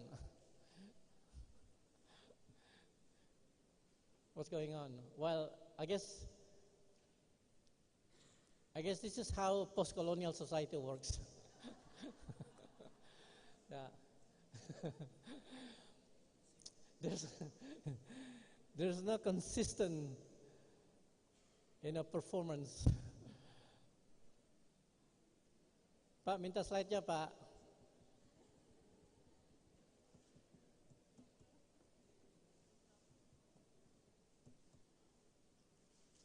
Okay, while we're waiting for the slides to show up, so post-colonial studies is one of the field of analysis in social sciences and humanities that started about 30 years ago. And of course, for those who study post-colonial studies, it is very much founded upon the idea that non-Western societies have experienced so much trouble for the past 300 years that it creates some kind of traumatic experience, but at the same time, obsessions of modernity, okay? And this is what I call as a paradox of colonialism. Colonialism is a long history of exploitations. It's a long history of domination, and it is, again, it's a traumatic, it's a set of traumatic experiences that people in Asia, Africa, and South America have had. And this created some kind of identity, but also resistance against everything that comes from the West. Slide. How do I communicate with the, oh, okay. So, when I say colonialism as a paradox, basically refers to the fact that there are two sets of experiences that people who live in the post-colonial society have inherited from their ancestors.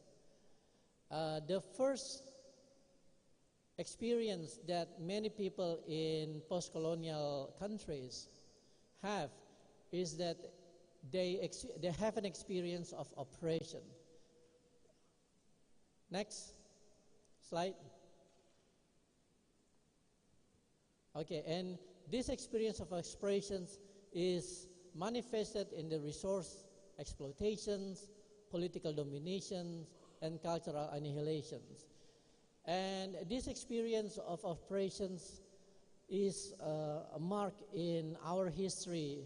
Of course, Indonesia is a nation state, and we learn it from school history books about how the Dutch government came to Indonesia, to the archipelago, looking for resources to exploit, and they dominate and eventually control the entire country. But on the other hand, colonialism, slide please.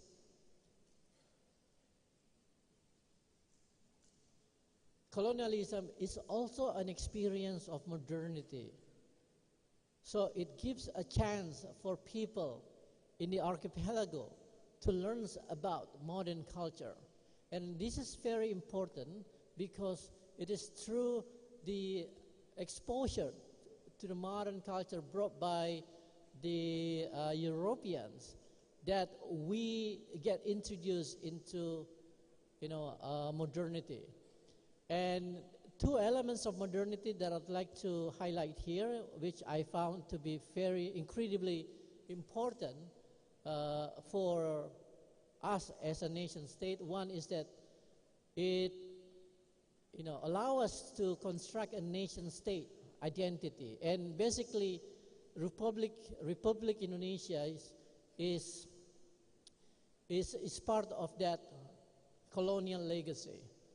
And the second experience of modernity that we were exposed is that when the colonial power came to Indonesia, they brought technology, and we were introduced to this set of technologies from trains, radios, roads, and many others.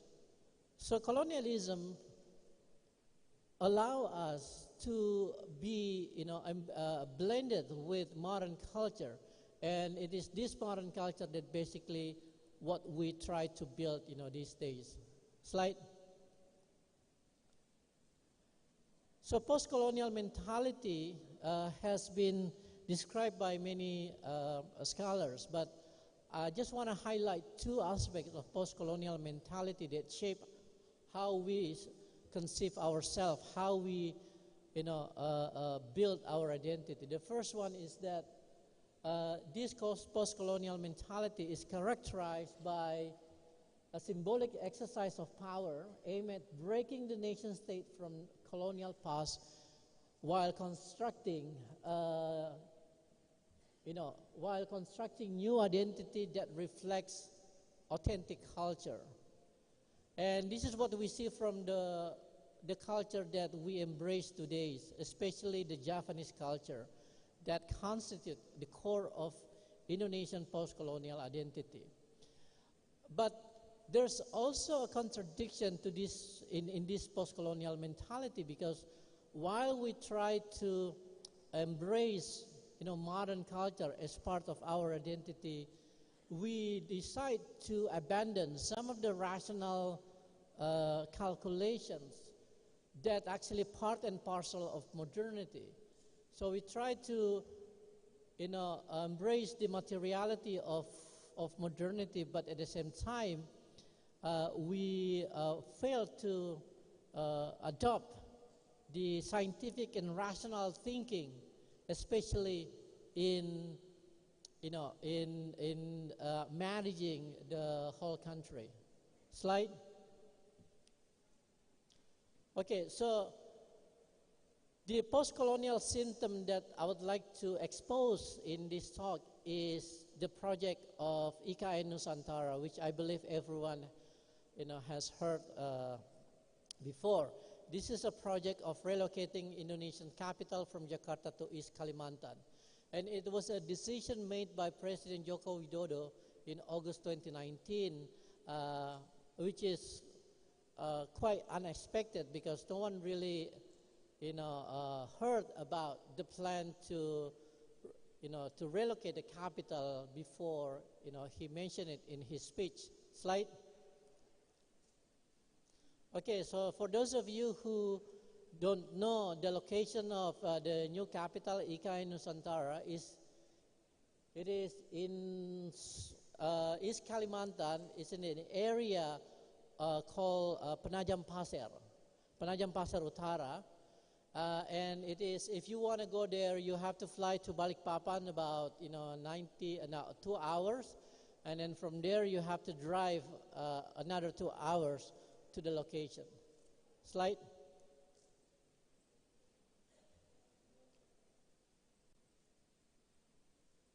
And as we know that President Jokowi decided to name the new capital after Nusantara, and we know what Nusantara means, right? And the total cost of this project is about 35 billion US dollar, or about 466 trillion rupiah.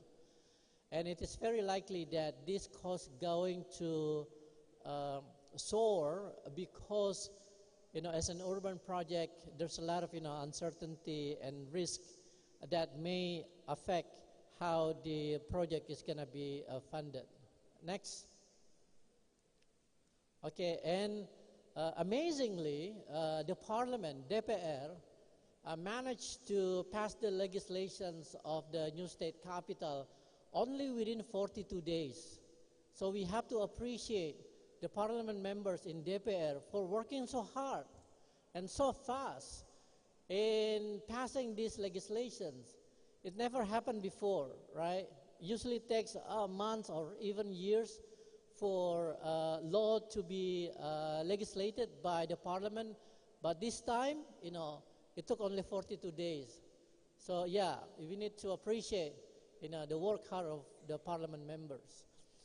Okay, next.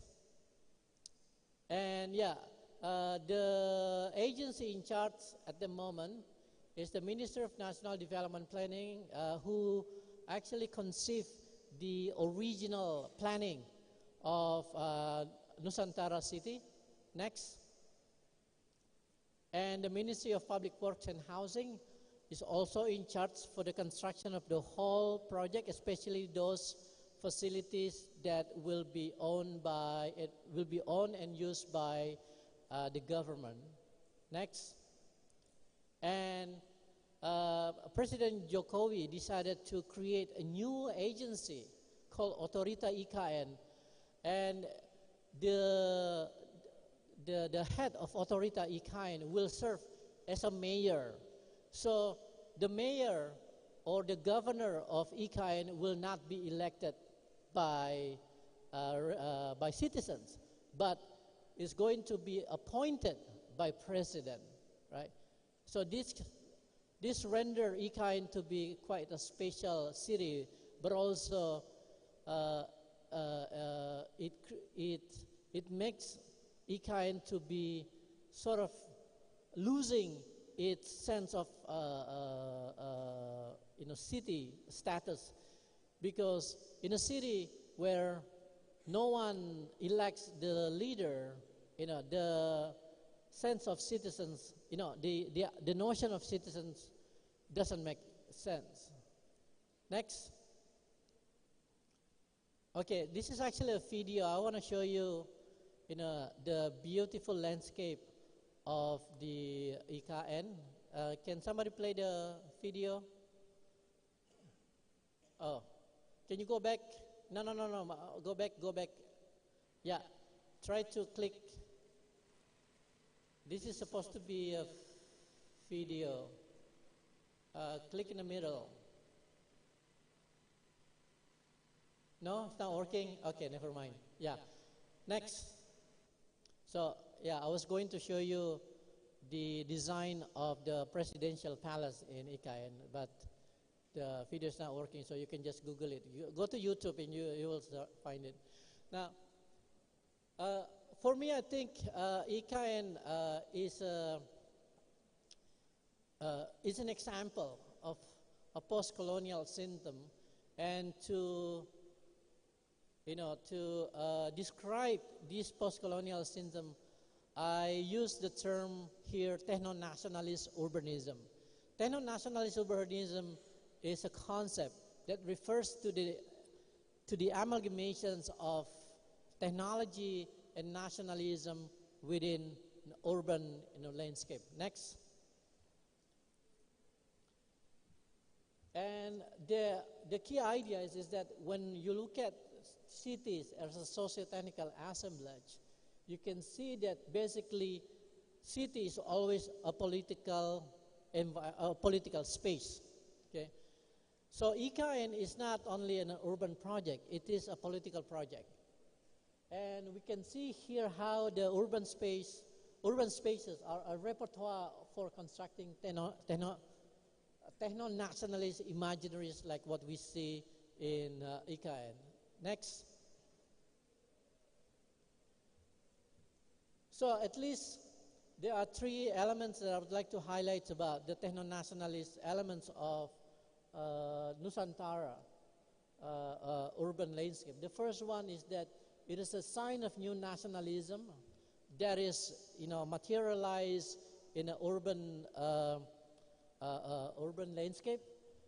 It reinforces the role of urban politics in the socio-cultural transformation of Indonesian history, and it is highly contested when we look at the fact that Indonesia is a democratic society, and this project has raised so many questions about the feasibility and the importance of the project.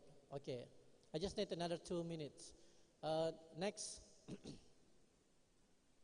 So, as I say, IKN Nusantara it's an urban project, but also is a political project, and it is a project that is very much, high in uncertainty, high in vulnerability, and high in fallibility. And we can discuss about these three characterizations later during the discussion. Next. But I would like to highlight three aspects that encapsulate the whole logic of pursuing this project by the pursuit of this project by the government. The first one is the idea that the relocation of capital will overcome the problem of regional disparity. And this is based on the assumptions that capital is always the center of growth. So in order to create a more equal distribution of growth, President Jokowi believed that moving the capital will achieve that goal. Well, the problem is that there's no empirical evidence showing the correlations between regional growth and the location of capital.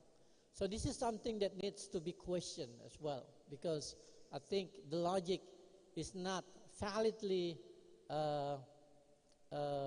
supported. The second one, okay, next. The second one is the reason why they moved the capital, because of the environmental condition of Jakarta. Now we know that Jakarta is a city of many problems, floods, traffic jams, and etc. So the government believes that by moving the capital, it will solve the problems in Jakarta. But the thing is, this won't happen. There's no, actually there's no urban theory saying that in order to solve a problem in a city, we have to leave the city, we have to abandon the city. So I think this is problematic. And actually, if you look at how Jakarta has developed for the past 15 years, there's been positive progress that this city has made, especially in terms of public transportation system, flood controls, housing, and etc. So this is something that needs to be noted as well, because I think it is very important to highlight the fact that Jakarta is healing and Jakarta is making progress. Next. But I think the most important aspect of IKN Nusantara is that as a political project, it is always about the interest, right? And I'm talking about power relation here, in which, President Jokowi Widodo is at the center of this power relations, and he has this desire to have a political legacy that he build through the urban landscape of IKN Nusantara. And I think this is something that we also need to scrutinize, because the impact and the implications of such a project is tremendous to Indonesian society, especially if you look at the potential risk of this project on the environment, on the financial capacity of Indonesian state, and also the future of the younger generations. Next, I think this is the last one. Okay, so that was my talk, and I'm looking forward to any questions and comments. Thank you.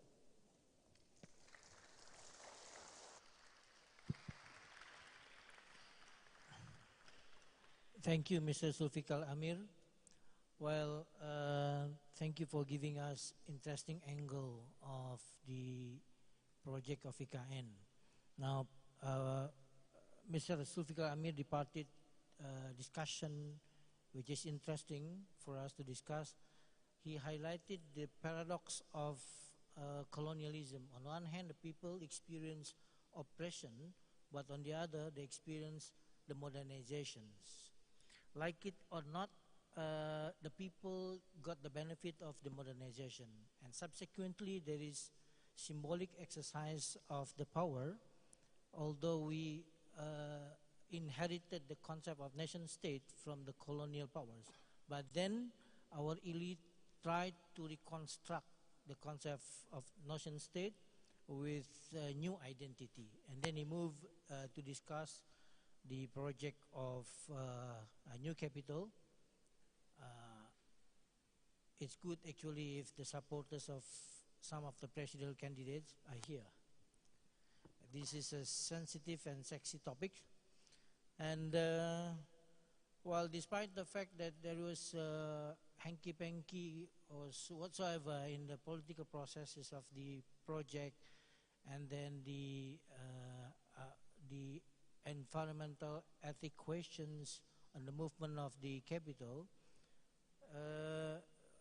he highlighted three what he calls the post-colonial symptoms on the construction of IKN: nationalism, and then the regional disparity, and Jakarta no longer works. Some people may agree with this: Jakarta no longer works, but to move it to East Kalimantan, some might not agree. We have some alternatives on that. Well, we leave the room for discussion later on. Thank you, Mr. Sulfikar Amir. Now, next speaker is Associate Professor Dr. Mimi Fitriana Zaini from International University of Malaya, Wales, Malaysia. She is my junior when we were studying at International Islamic University, but now she is my senior in terms of research. She was she was head of the Management Research Center at the International Malaya Wales University. Now, Associate Professor Dr. Mimi Fitriana Zaina, please welcome.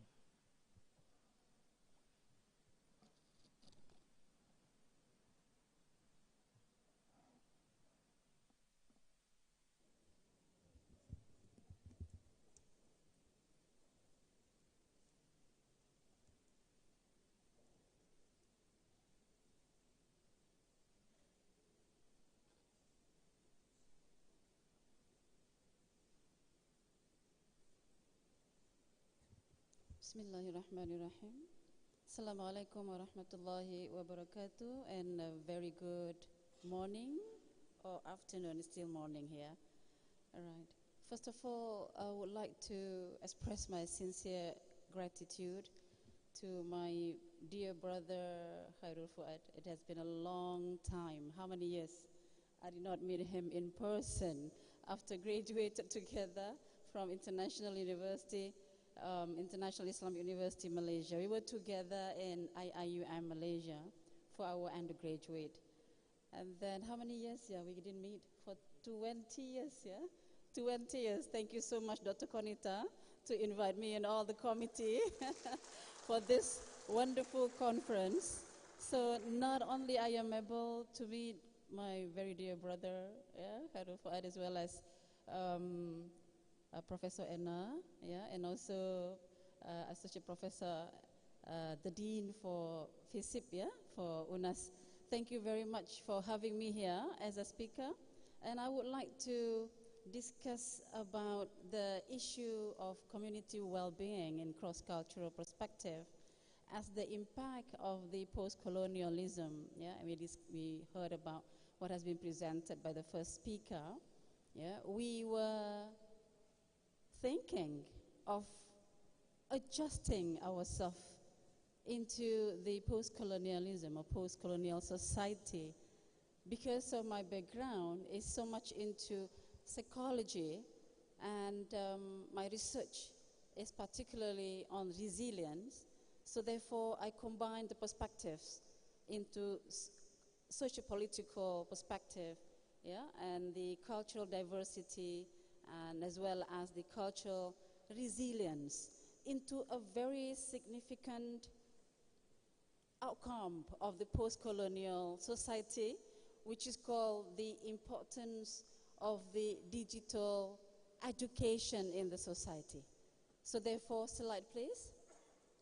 Therefore, talking about the empowering community well-being, yeah?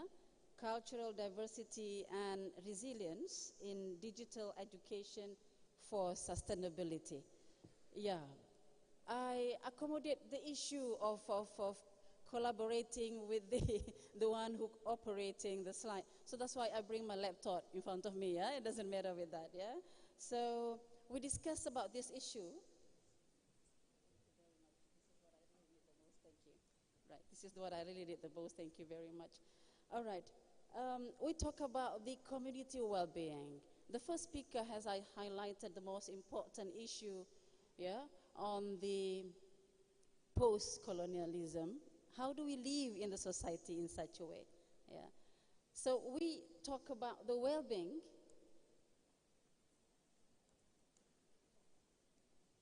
Hold on, yeah, give me a second. Right. All right. We talk about the well-being, yeah, because how important to balance the cultural diversity as well as cultural resilience, yeah, in terms of education for sustainability. So this is our topic for today. And the outcomes of cultural resilience will be the benefit of the enhanced well-being among the community. This is actually among the students, the educators, what we need the most in our society within the very much influence of the post-colonialism or post-colonial society. Yeah? So therefore, we talk about the digital experiences or digital transformation here. Yeah? We discuss about technology in such a way, yeah, in order for us to know the sustainability in education. Yeah?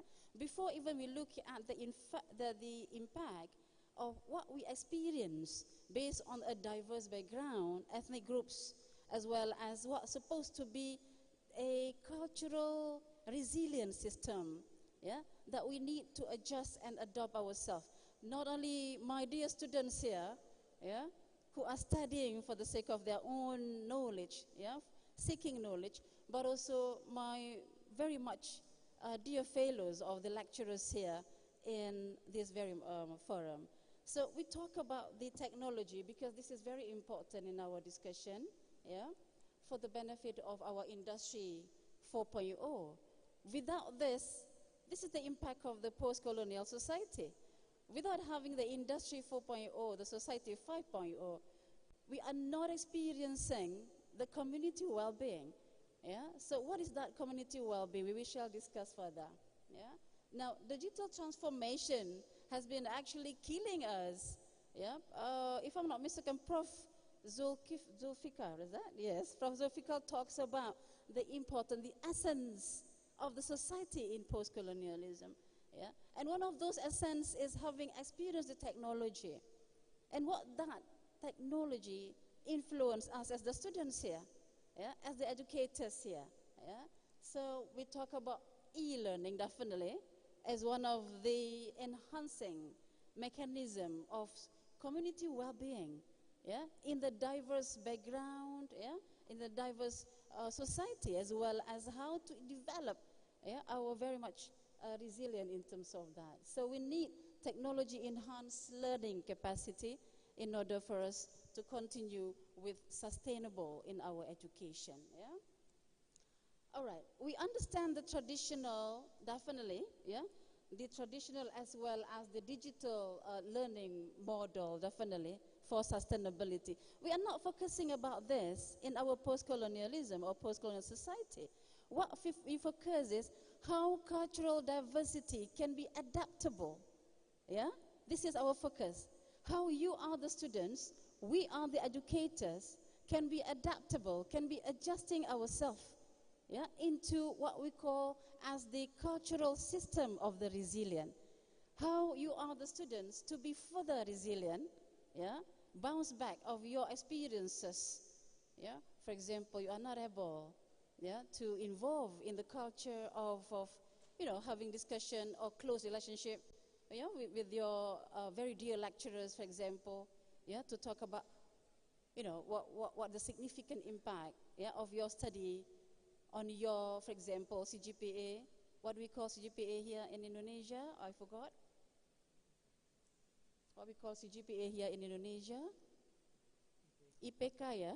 IPK, yeah. Yeah? How you guys very resilient, my dear students, in order to enhance your IPK, your CGPA. So you need the digital understanding, yeah? You need this, you know, resilient in yourself, right? So how within the diverse culture, whether it is traditional or digital, doesn't matter, but you guys need to be sustained. You guys need to be enhanced. You guys need to be moved further, Yeah? You are not left behind because you are living in the post-colonial society. If you're left behind, then you are not catching up with whatever remaining. That is not well-being anymore. That is why talking about digital technology for sustainability is very important. Yeah? As a students particularly, yeah? And as the educators, yeah, in many. All right, we continue.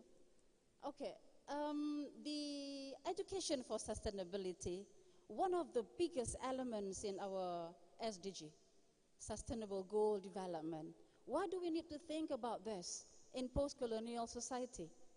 Why do my students here and my fellow educators here, why do we need to involve about this issue in our education, in our interaction, in our diverse community, in our differences of ethnic groups, in our differences of learning patterns, in our differences of communication, in fact, in our differences in relationship within one discipline, another discipline, sociology and anthropology, sociology and psychology, right, political science, and so on and so forth. Why do we need this? Because once the knowledge has been multiplied or multidisciplinary in nature, yeah, we need collaboration. We need a system. If you look at that, we need a system within the community for the diversity in our education. My dear students, if we do not understand, if we do not know how to collaborate, how to integrate ourselves in a very post-colonial society, the requirement of our post-colonial society is actually to force us. Do you realize that? How many of you realize that you are being forced living in this modernization? Raise your hand. How many of you realize that you being forced? Kita dipaksa untuk hidup within this very much colonialism. How many of you? My dear students, please. How many of you? Even the lecturer raised hand. Yeah? We've been forced living in this post-colonial society. Right. Why that happens to us? It does not happen by chance. It happens within the system. You agree with me? It happens within the system. Why do we have the system in such a way that we have to abide by all the regulations and all the requirements, yeah, of this educational system within our university, for example? This is for the sake of sustainability, my dear students. For the sake of sustainability. So that is why when we talk about sustainability, how a cultural diversity could be developed, could be enhanced, could be understood, could be established, could be adaptable. Yeah, I hope this is very much understandable, yeah? Could be adaptable. You guys, my dear students, cannot be adaptable to each other if we do not understand the system where we live within. This is very important concept. Yeah? Yeah? In education for sustainability. Yeah? Yeah? So hopefully after this we discuss about among you, yeah, for the education sustainability. So this is the impact of education sustainability. So that we develop, we enhance our well-being. Yeah? Yeah? I will discuss further about that. Okay? All right. Now education for sustainability involves many elements. The question is, for how long improvement should be within yourself, my dear students? Yeah? Yeah? For how long the improvement of education? For how long we have to face this? We have to live in traditional and digital technology. For how long? We don't know. Until forever. Yeah? Yeah? Nobody can determine that. Yeah? Yeah? How the benefits of education to sustain your well-being, your relationship, your collaboration with your lecturers. Yeah, very significant. Your collaboration with colleagues. Yeah? Yeah? Your collaboration, your understanding, your relationship with your professors. Yeah? Yeah? Very important. Our understanding, our attitudes, our behaviors must be all adjusted. This is what we need. We need sustainability. Yeah? In order to adjust our own relationship, our own communication. Right. That is why our CGPA will be much improved among students. If you know how to do that within your community and within your system. Yeah? Even though we have been determined by the cultural diversity. Yeah? But the cross-cultural perspective. To force us to live in this society. Yeah? So whether we like it or not, that could be happening to us. Now, from Professor David, the challenges in higher education for sustainability has many challenges. They got 12 challenges in the book. This is a very important book if you guys have. My dear students, you have this very important textbook to read, or books to read. All right. So we talk about 12 items for sustainability in education. What are these 12 items got something to do within our life in the diverse culture? How do we talk about that in order for us to be resilient, to be strong, to maintain our perspective, to maintain our collaboration within our society? How do we create that? That is why one by one we look at this. How education for sustainable development is very important in our life.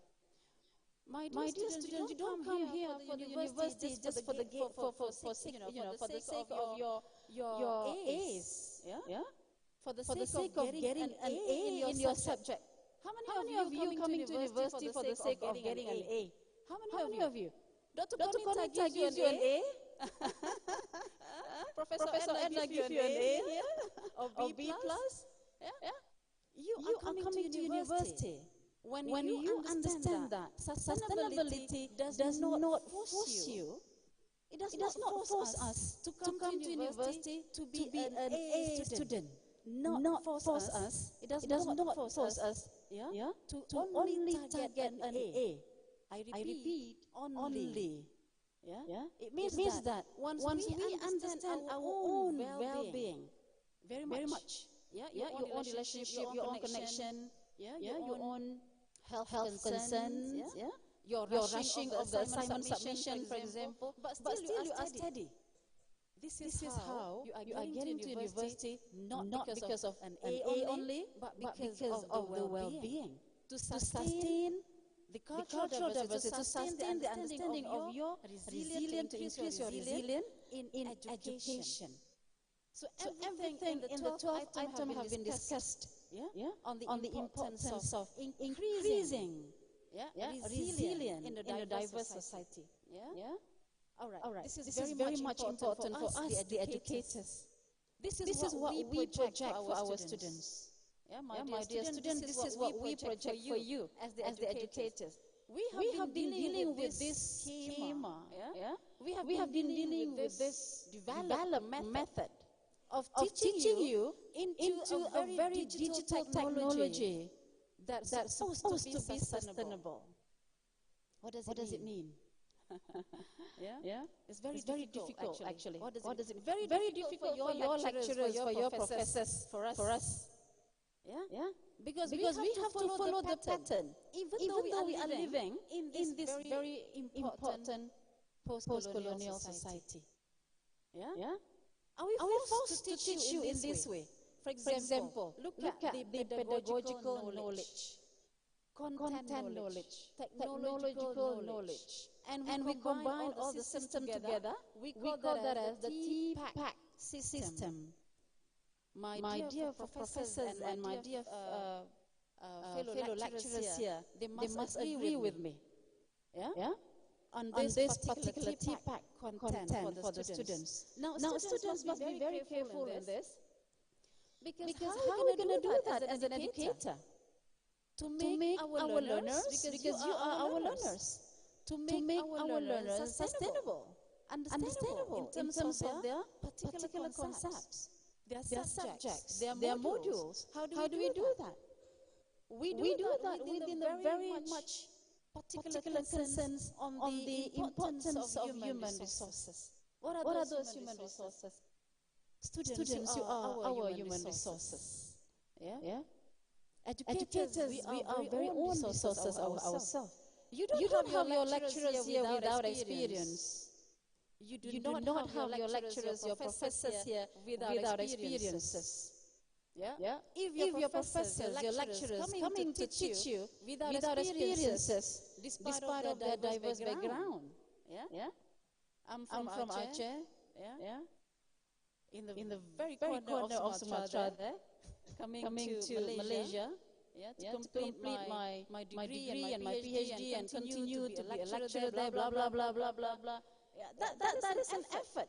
Like what Professor Sulfikar mentioned, that's an effort. Integrated effort.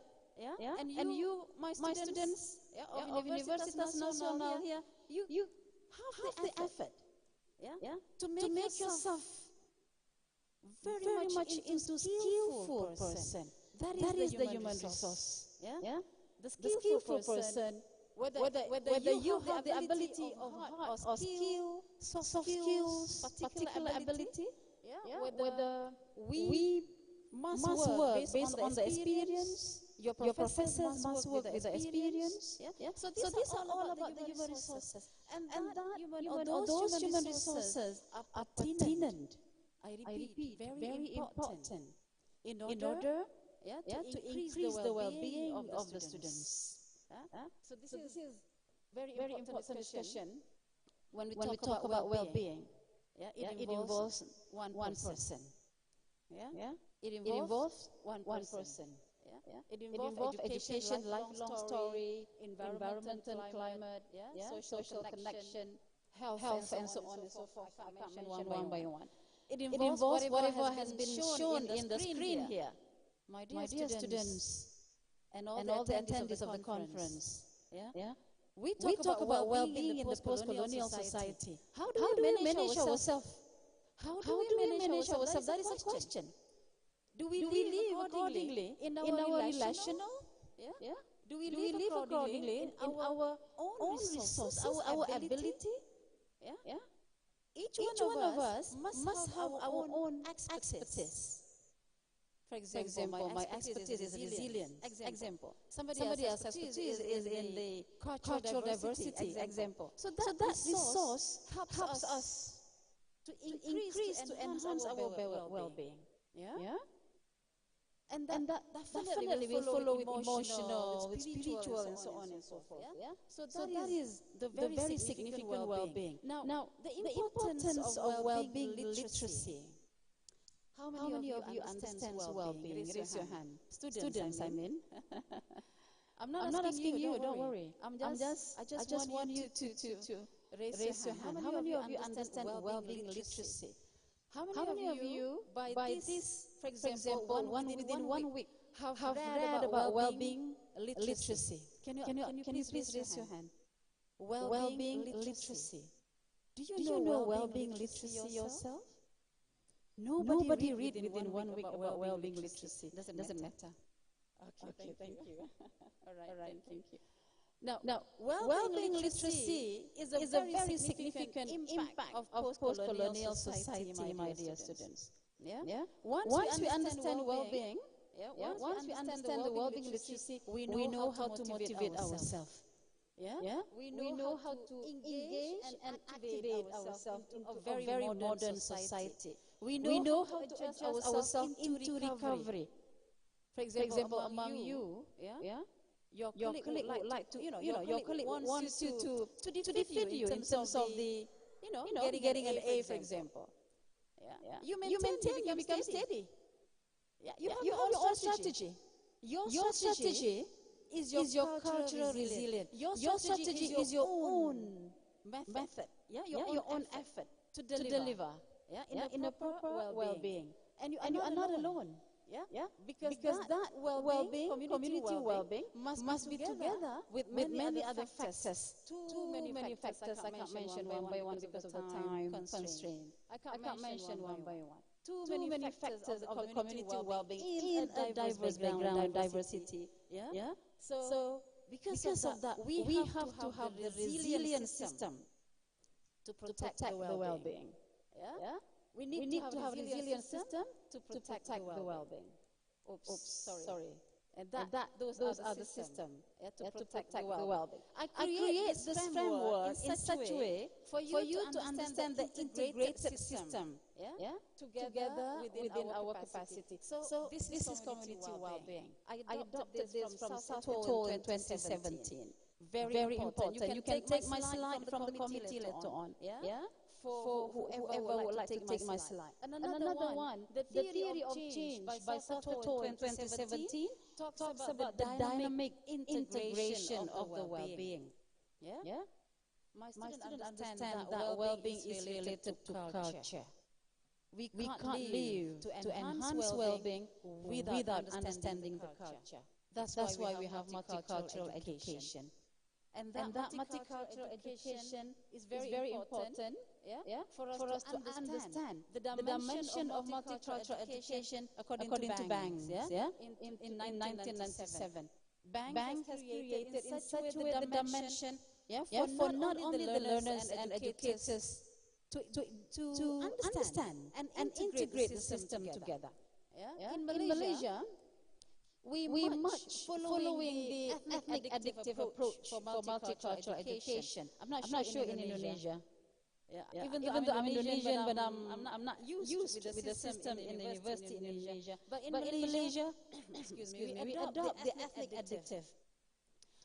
Probably I heard about Indonesian contribution approach in multicultural education. So in US, they do talk about decision making.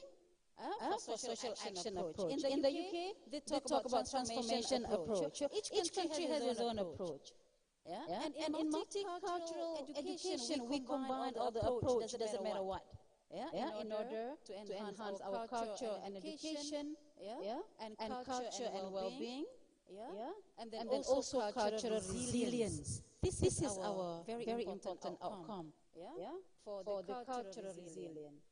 And then education and society, the linkage is very important to understand and to enhance our cultural resilience here. Because well-being cannot be established without cultural resilience.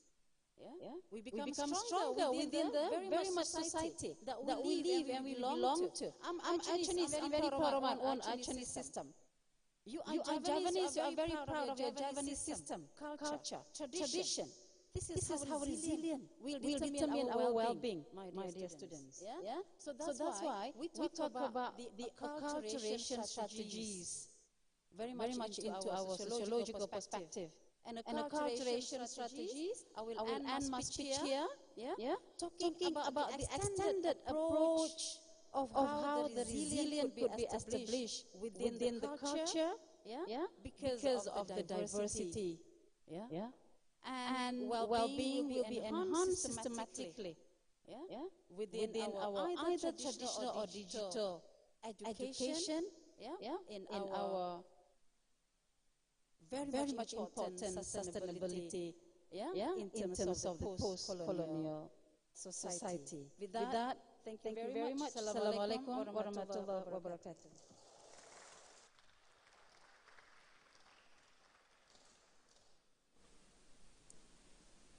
Thank you, Dr. Mimi Fitriana. Now, I'm not going to conclude the presentations, but she explores the integrated system in promoting cultural diversity and cultural resilience in digital education for sustainability. She also discussed the factors contributing to the enhanced well-being of the community. Now, Dr. Mimi Fitriana seemingly needs more time for discussion. We hope in the next session we have more time to discuss further about her presentation. Our next speaker is Dr. Yusuf Avci from Social Science University of Ankara, Turkey, and is joining us virtually through Zoom. Dr. Yusuf Avci, he got PhD from School of East Asian Studies, Sheffield University, and he was visiting researcher at Waseda University and currently lecturer at the Department of Asian Studies of Ankara Social Science University. Can we have Dr. Yusuf Avci? Hello. Yes, Hi, hello. Dr. Can you hear me? Avci, can you hear me? Yes, yes. I can hear you.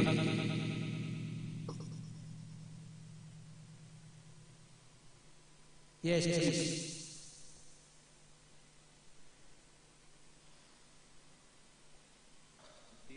Good morning.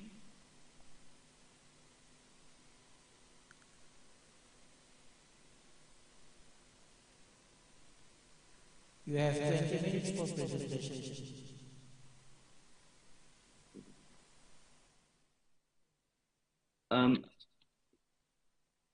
My name is Yusuf Avci, and I am a lecturer at the Asian Studies Department of Ankara Social Sciences University. I like to open my presentation.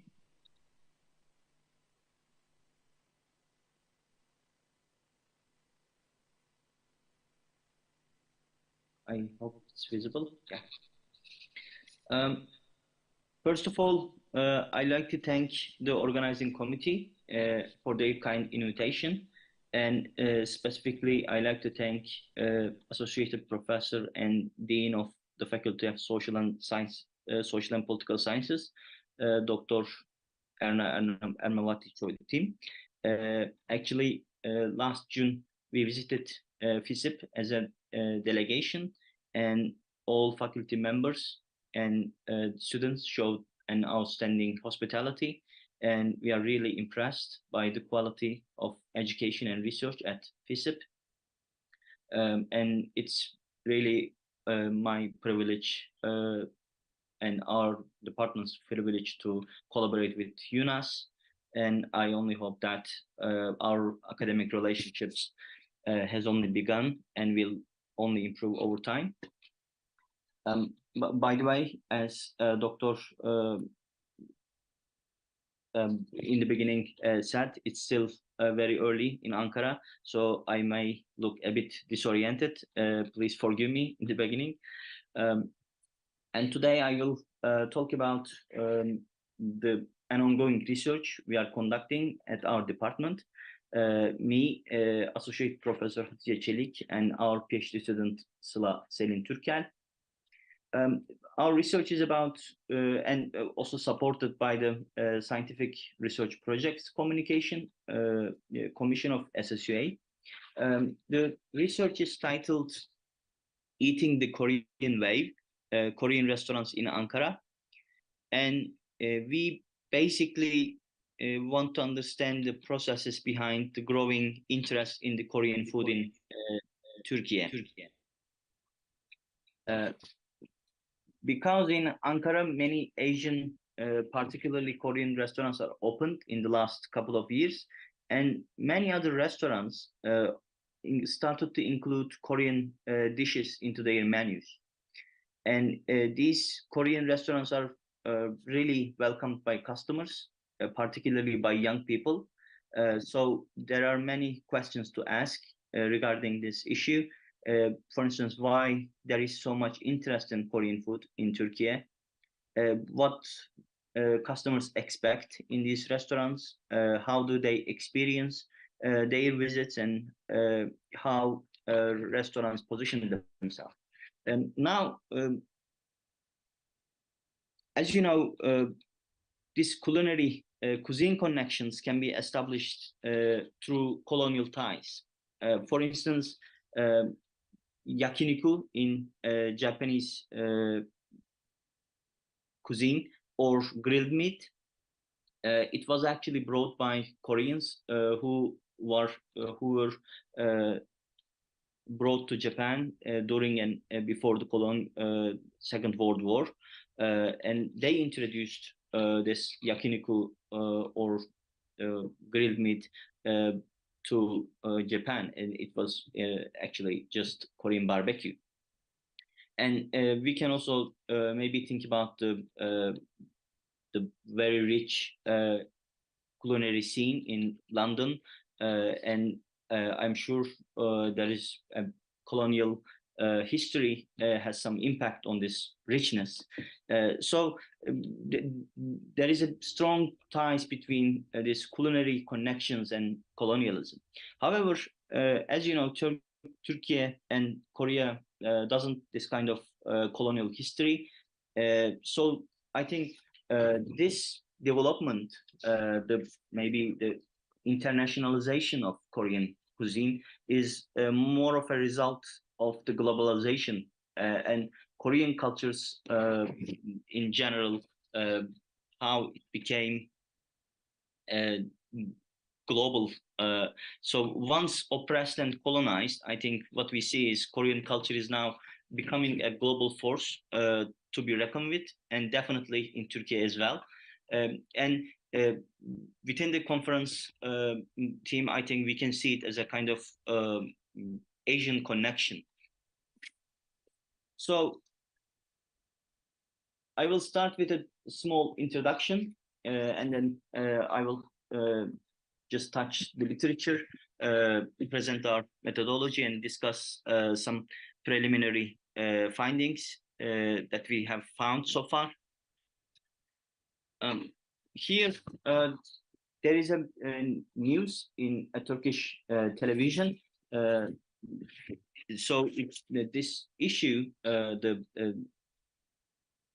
Korean restaurants and the increase in the interest is really getting some news in Turkey. And it made even national TV, because people in Ankara, for instance, wait sometimes 30 minutes in line outside of these restaurants, and many people, young and old, visit these restaurants. So when we talk about, of course, Korean wave or Hallyu, actually we directly think about K-drama and K-pop. So we can argue that K-food became the latest edition of the Hallyu. Actually, when I was in Jakarta, I witnessed there are lots of Korean restaurants in Jakarta too. So I think it kind of makes some similar observation can be made in Indonesia too.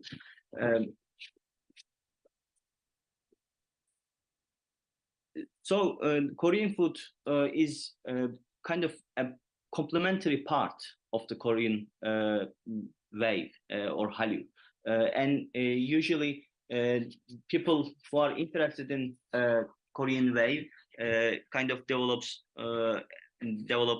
an affinity to Korean food, and this is actually also what's happening in Turkey so far. Güney Kore hali hazırda popu ve dizileri Still, Korean wave in general and Korean cuisine in particular don't really attract so many interest in Turkish academia. For instance, there are 4 master's theses and on Korean wave in business, media and communication studies, and philosophy and religious studies. Also, 3 more additional master studies has been done on Hallyu, and 1 PhD thesis in the last couple of years. And there is no specific research on Korean cuisine. I need to mention that Korean wave is in a way represented in Turkey by some government agencies from Korean side. For instance, Korean Culture Center and King Sejong Institute.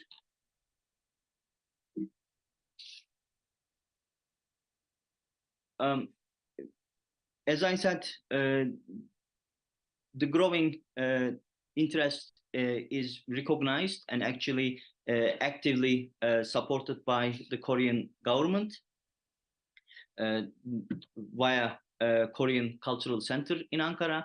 They organize trainings on Korean cuisine, and competitions are held. the last one in May. To be honest, we can say that the Korean Cultural Center is very successful in supporting Korean culture in general in Turkey. They became the best or the most successful institution among 33 Korean cultural centers in the world. So it's a kind of exemplary, we can say, institution. And they support Korean wave in a really good way in Turkey. If you look at the literature, we can see cuisines, ethnic restaurants are discussed in from various perspectives. For instance, looking cuisines can provide us insights on how culture is conceptualized. Also, in ethnic restaurants, particularly people experience very different environments in a easy way, thanks to their different food, decoration, maybe music, and all senses. Actually, different taste and smell and environment. So it kind of creates a very different environment for customers. Of course, globalization and increasing mobility of people, knowledge, and finance make these experiences possible. People migrate and open restaurants, maybe, and it's only possible in the increased age of mobility. In the case of Korean cuisine, its popularity has increased considerably since 2010s. Globally, I can say. Of course, as I mentioned at the beginning, it's related to the popularity of Korean wave. The Korean government also sees the opportunity and supports the globalization of Korean food. In order to do that, in 2010, Korean Food Promotion Institute was established. And when we look at the literature, we can see that other researchers found that K-dramas, Korean dramas, increase the demand for K-food in China, for instance. So there is definitely a connection between Hallyu and K-pop. And again, this is the case in Turkish context. So what's our methodology? We conducted semi-structured interviews. We are still doing, and we are doing participant observations. So we are eating good amount of Korean food, as you can imagine. And we are doing also on-site observations. We chose 3 restaurants in Ankara, and which we anonymized as XYZ. So we are interviewing customers, restaurant workers, owners, and government agencies, officials of government agencies in Ankara. Also, we are doing, as I said, on-site observations about the decoration and atmosphere of these restaurants. And we also follow these restaurants' online presence, like Instagram account, for instance. Now, if I discuss our preliminary findings, what we have so far, one thing is obviously the location. For instance, one of them is in a mall, very close to Turkish Ministry district. There are lots of ministry buildings around this mall.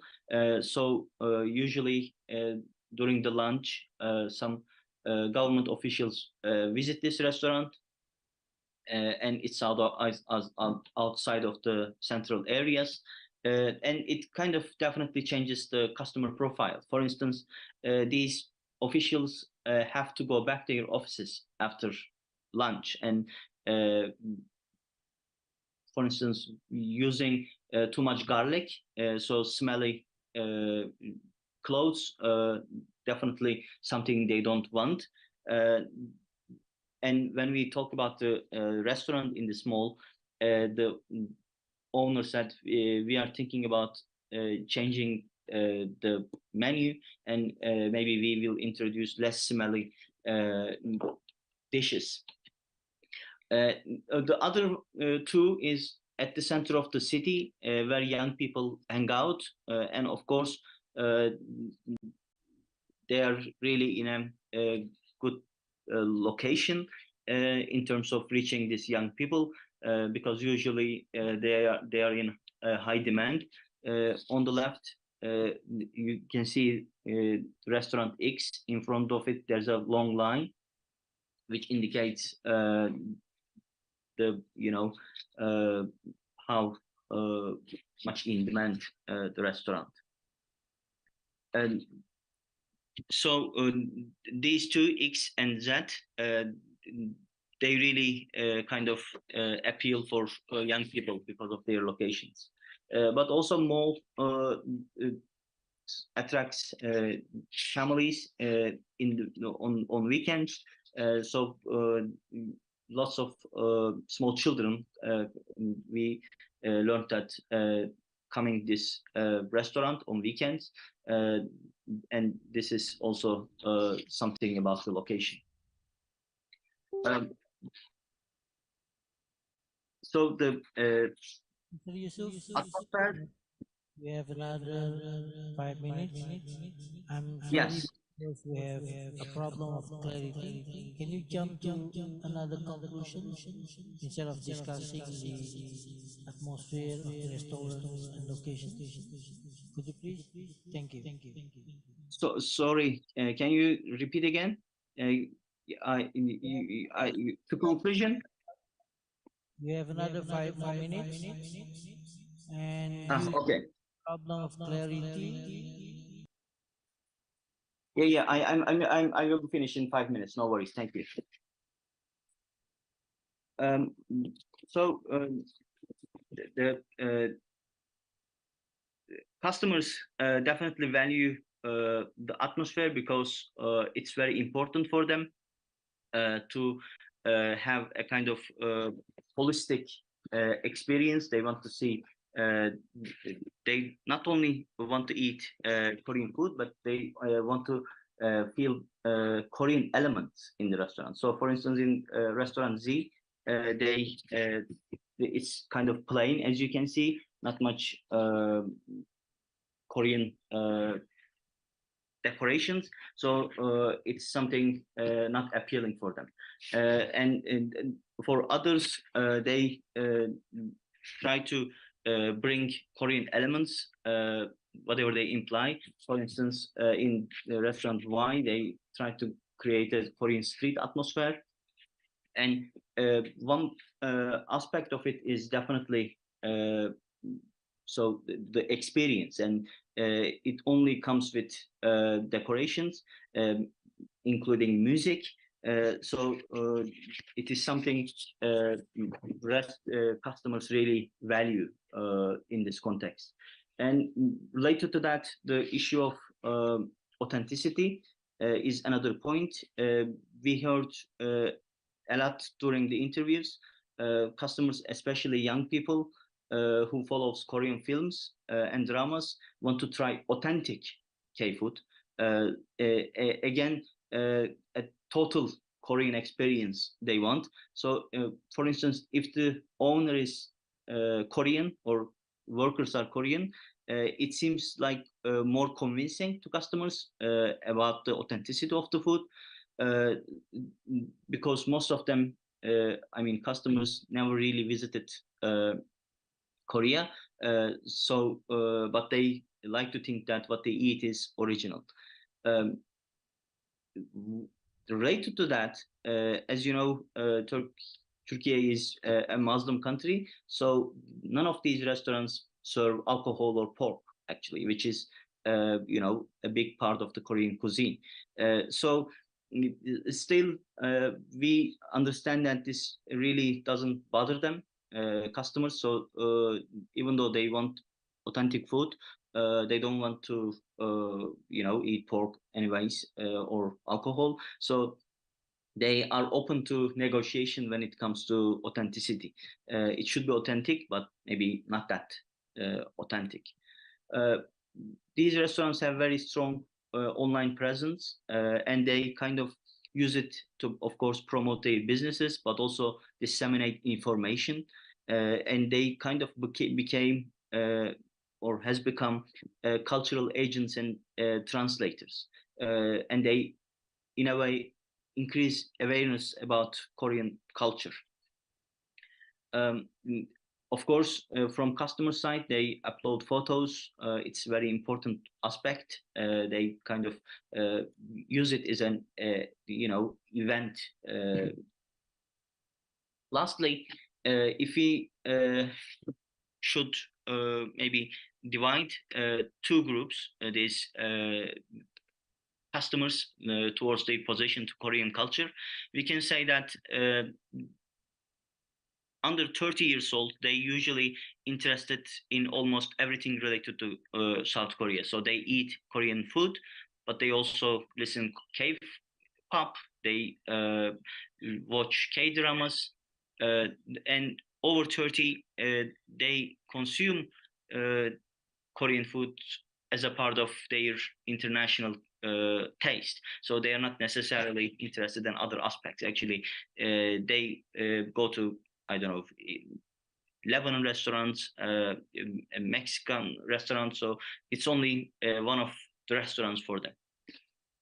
And in conclusion, I think we can say that there is definitely a growing demand in Turkey towards Korean cuisine, and some parts of it related to Hallyu. But it's more than that. And authenticity, location, and decoration is important as customers expect a holistic experience. However, being a Muslim country make things more complicated, and customer base can be divided to group. Again, this is an ongoing research, and hopefully we will learn more over time. And this definitely, I think, shows that there is a growing connectedness within the Asian continent. Thank you for listening. I think there has been some problem about connectivity, but sorry. Thank you very much.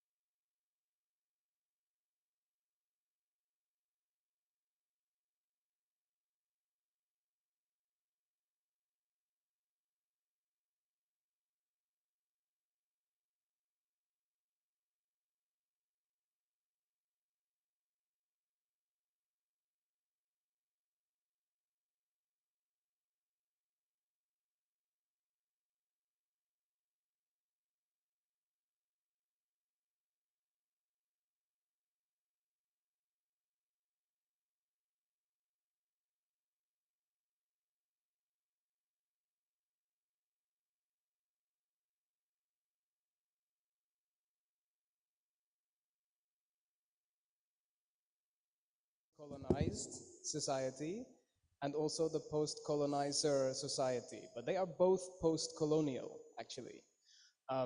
The reason I say that is because for me, in the same way that the experience of colonization can affect the way people think about their society here, it can also affect the way that we think about our society in the West. So you can see from the presentation that I'm here today from Rame Rame Jakarta, and my experience when I came to Jakarta is that what I thought about the city, about modernity, is actually not accurate. It's a colonial perspective. And actually, if I want to understand the city of the future, probably there is nowhere better than Jakarta. Nah, maksud saya, bukan Jakarta itu kota yang paling modern menurut gambar kolonial ya, maksudnya dari perspektif barat. Tapi kalau kita mikir modern seperti kota zaman ini, makin padat, terlalu banyak orang, urbanisasi, polusi, dan lain sebagainya, bencana alam, itu benar-benar kota masa depan. Nah, so I would like to talk today a little bit about public space, something that probably you guys have all experienced, and I will use a mix of English and Bahasa Indonesia, okay? Can we go to the next slide? Next, Nas? Atau saya pakai ini ya? Oh ya. Oke, jadi ya next aja langsung, kita nggak ada waktu.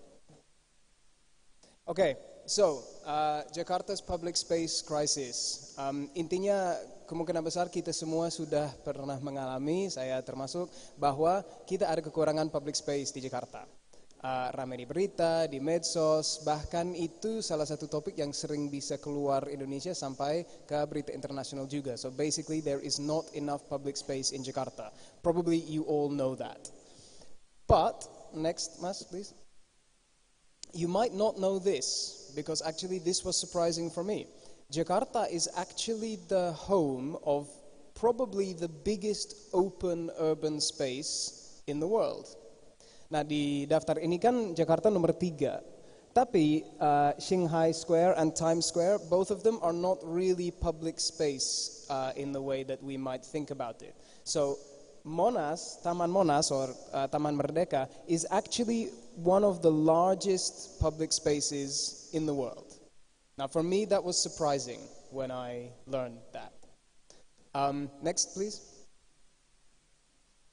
So what's the problem then? Why do we have one of the biggest open spaces in any city in the world, but also we have so little public space? Where is this disconnection? Where is this problem coming from? Next, please. So this is a map of Jakarta, and we can see the green space is the ruang terbuka hijau. Now it's important that ruang terbuka, open space, is not actually the same as public space. We'll talk about that later. But of course in Indonesia, every city must create at least 20% of its space as public space. In Jakarta, Monas is more than 10% of that. So we're going to start by talking about Monas because it's a very post-colonial space, and then we'll talk more generally about other types of open space and public space in Jakarta. So my first question is, what is public space? Because open space, ruang terbuka, is not the same as ruang publik atau ruang umum, kan? Ruang umum. Okay, next please. So we have these definitions here about public space. Actually there was highlights, but it's gone. Basically, public space usually means we are talking about open to everybody. Aksesnya yang terbuka, bukan hanya fisik ruangnya. So that means anybody can go there for any reason, actually. Nah, jelasnya itu bukan untuk tindakan kriminal atau lain sebagainya, tapi pokoknya tidak ada yang menentukan atau mendorong kegiatan tertentu. So you can go to the public space for any reason and anybody can access it. Some of the quotes here, accessible to all, profoundly democratic, but also political. The ideal public space should be accessible, but have basic norms for behavior, allow spontaneous activities, and promote sociability. So that's what I am going to use as my definition for public space today. Accessible to everyone, for any reason, democratic, and not controlled. Next, please. So, the reality is that Monas, or Taman Merdeka, or Koningsplein, or whatever name you want to use for Monas, was never supposed to be a public space. Actually, sebenarnya kalau definisi di zaman kolonial itu, publik itu bukan kalian, tapi hanya orang yang berkulit putih seperti saya. Itu definisi publik zaman itu. And until now, or until the independence of Indonesia, it was functioning as a state space. So not a space for public expression, but a space for state expression. We can see here these images. We have military post inside, at that time, Koningsplein. We have also the monument of war in Europe and these kind of things. And in Taman Banteng, Lapangan Banteng, there is a ceremony for the governor. The first time there was some kind of public space in Monas was Pasar Gambir. Itu pasar malam pertama yang diselenggarakan oleh pemerintah Belanda waktu itu. Tapi basically only rich people could attend to Pasar Gambir. Jadi kalau bukan orang kaya harus tetap di luar, dan banyak pedagang-pedagang ya taruh barangnya di depan aja, di depan pintu masuknya. But it was mostly only for colonial citizens, so Dutch citizens, or Chinese merchants, or the rich members of Batavian society.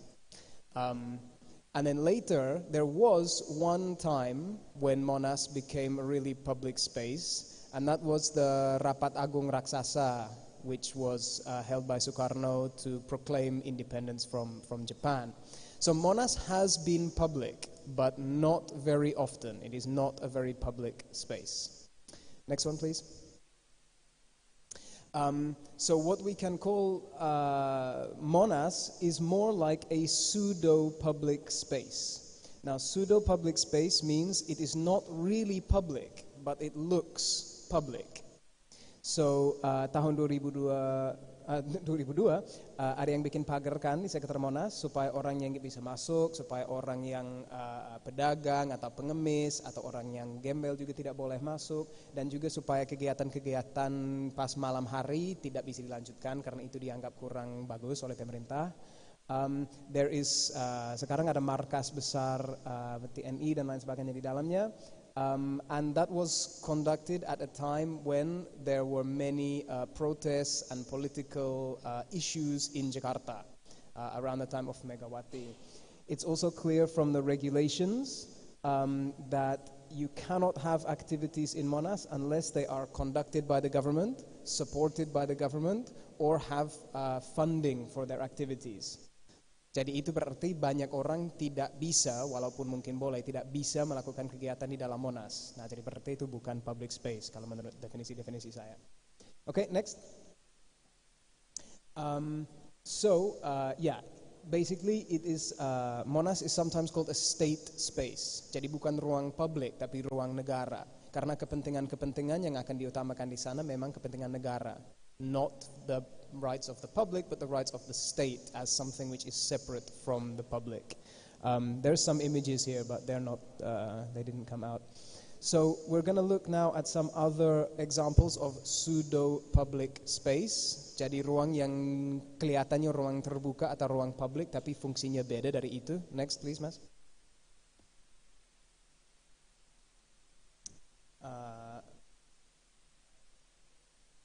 Oke, jadi ini gambar yang kalau menurut saya agak mirip dari zaman Belanda itu di Monas ya. Maksudnya militer, paradanya, dan juga kegiatan-kegiatan yang bertema negara daripada public. Oke, next please. Pseudo-public space basically means that public is defined by someone specific. Jadi apa itu publik itu didefinisikan atau ditentukan oleh kepentingan tertentu daripada kita semua yang sama-sama berhak untuk mendefinisikan publik menurut kita. So they are basically a combination of public and private space or public and governmental space, which looks public but does not function in a public way. I know we don't have much time, so we can continue for now, please. Next. So, ya gambar-gambarnya nggak muncul ya, tapi for example, we have Fatahillah Square in Kota Tua, which is limited time to access. Also, no street traders can go in there. We have malls, which are technically public. Anybody can go into a mall, but it's expensive. You cannot just sit anywhere. You have to buy things. You have to interact with the business. We have GBK, which is good for sports activities, but also can be closed anytime.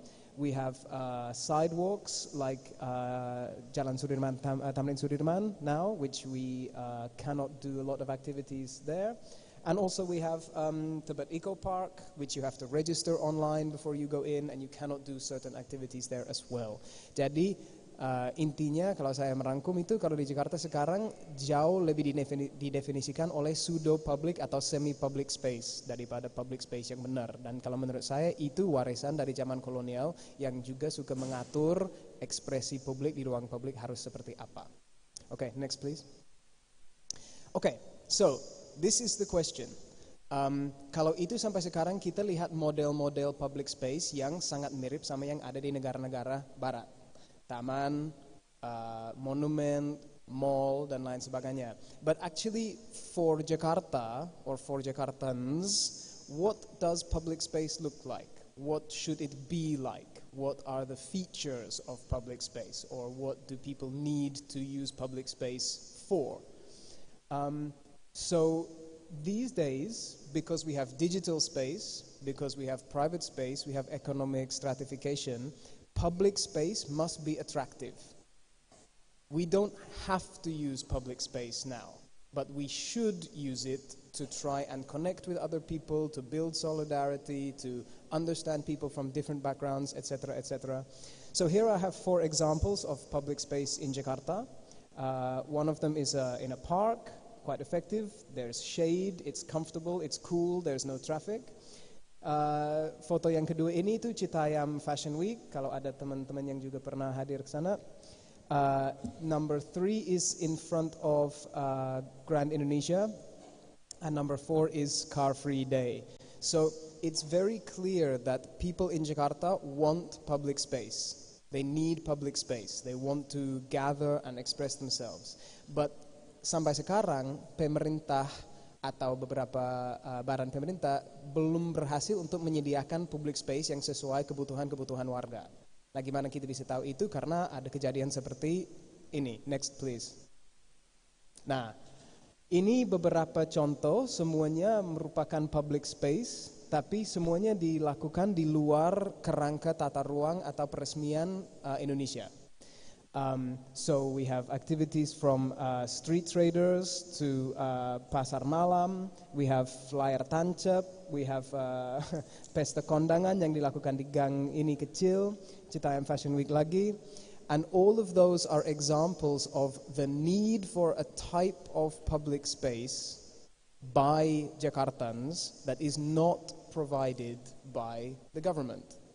Nah, ini bukan hanya salahnya pemerintah atau suatu, tapi ini kan hasil dari kota yang terlalu padat. Next please.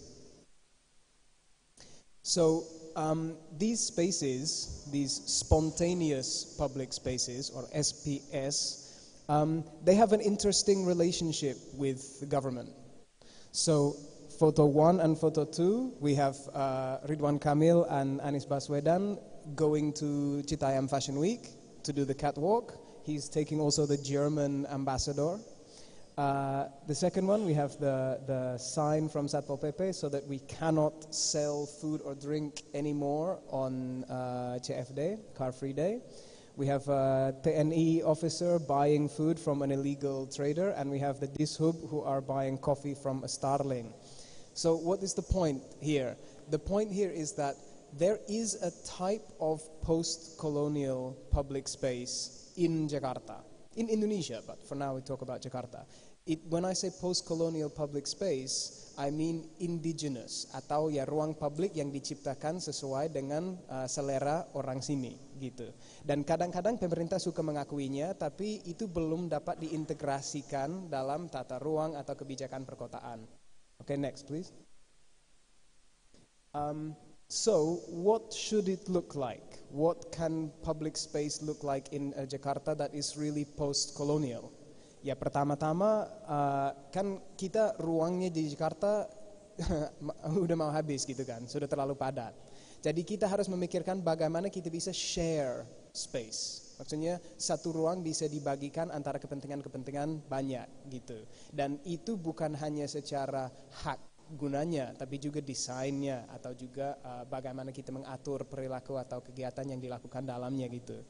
So I think that there is a future of public space in Jakarta, and actually Jakarta can be a leader in this kind of public space, because giant mega cities, too many people, not enough public space, that is the future of cities, of human cities, in many countries. But in Nigeria, in Brazil, in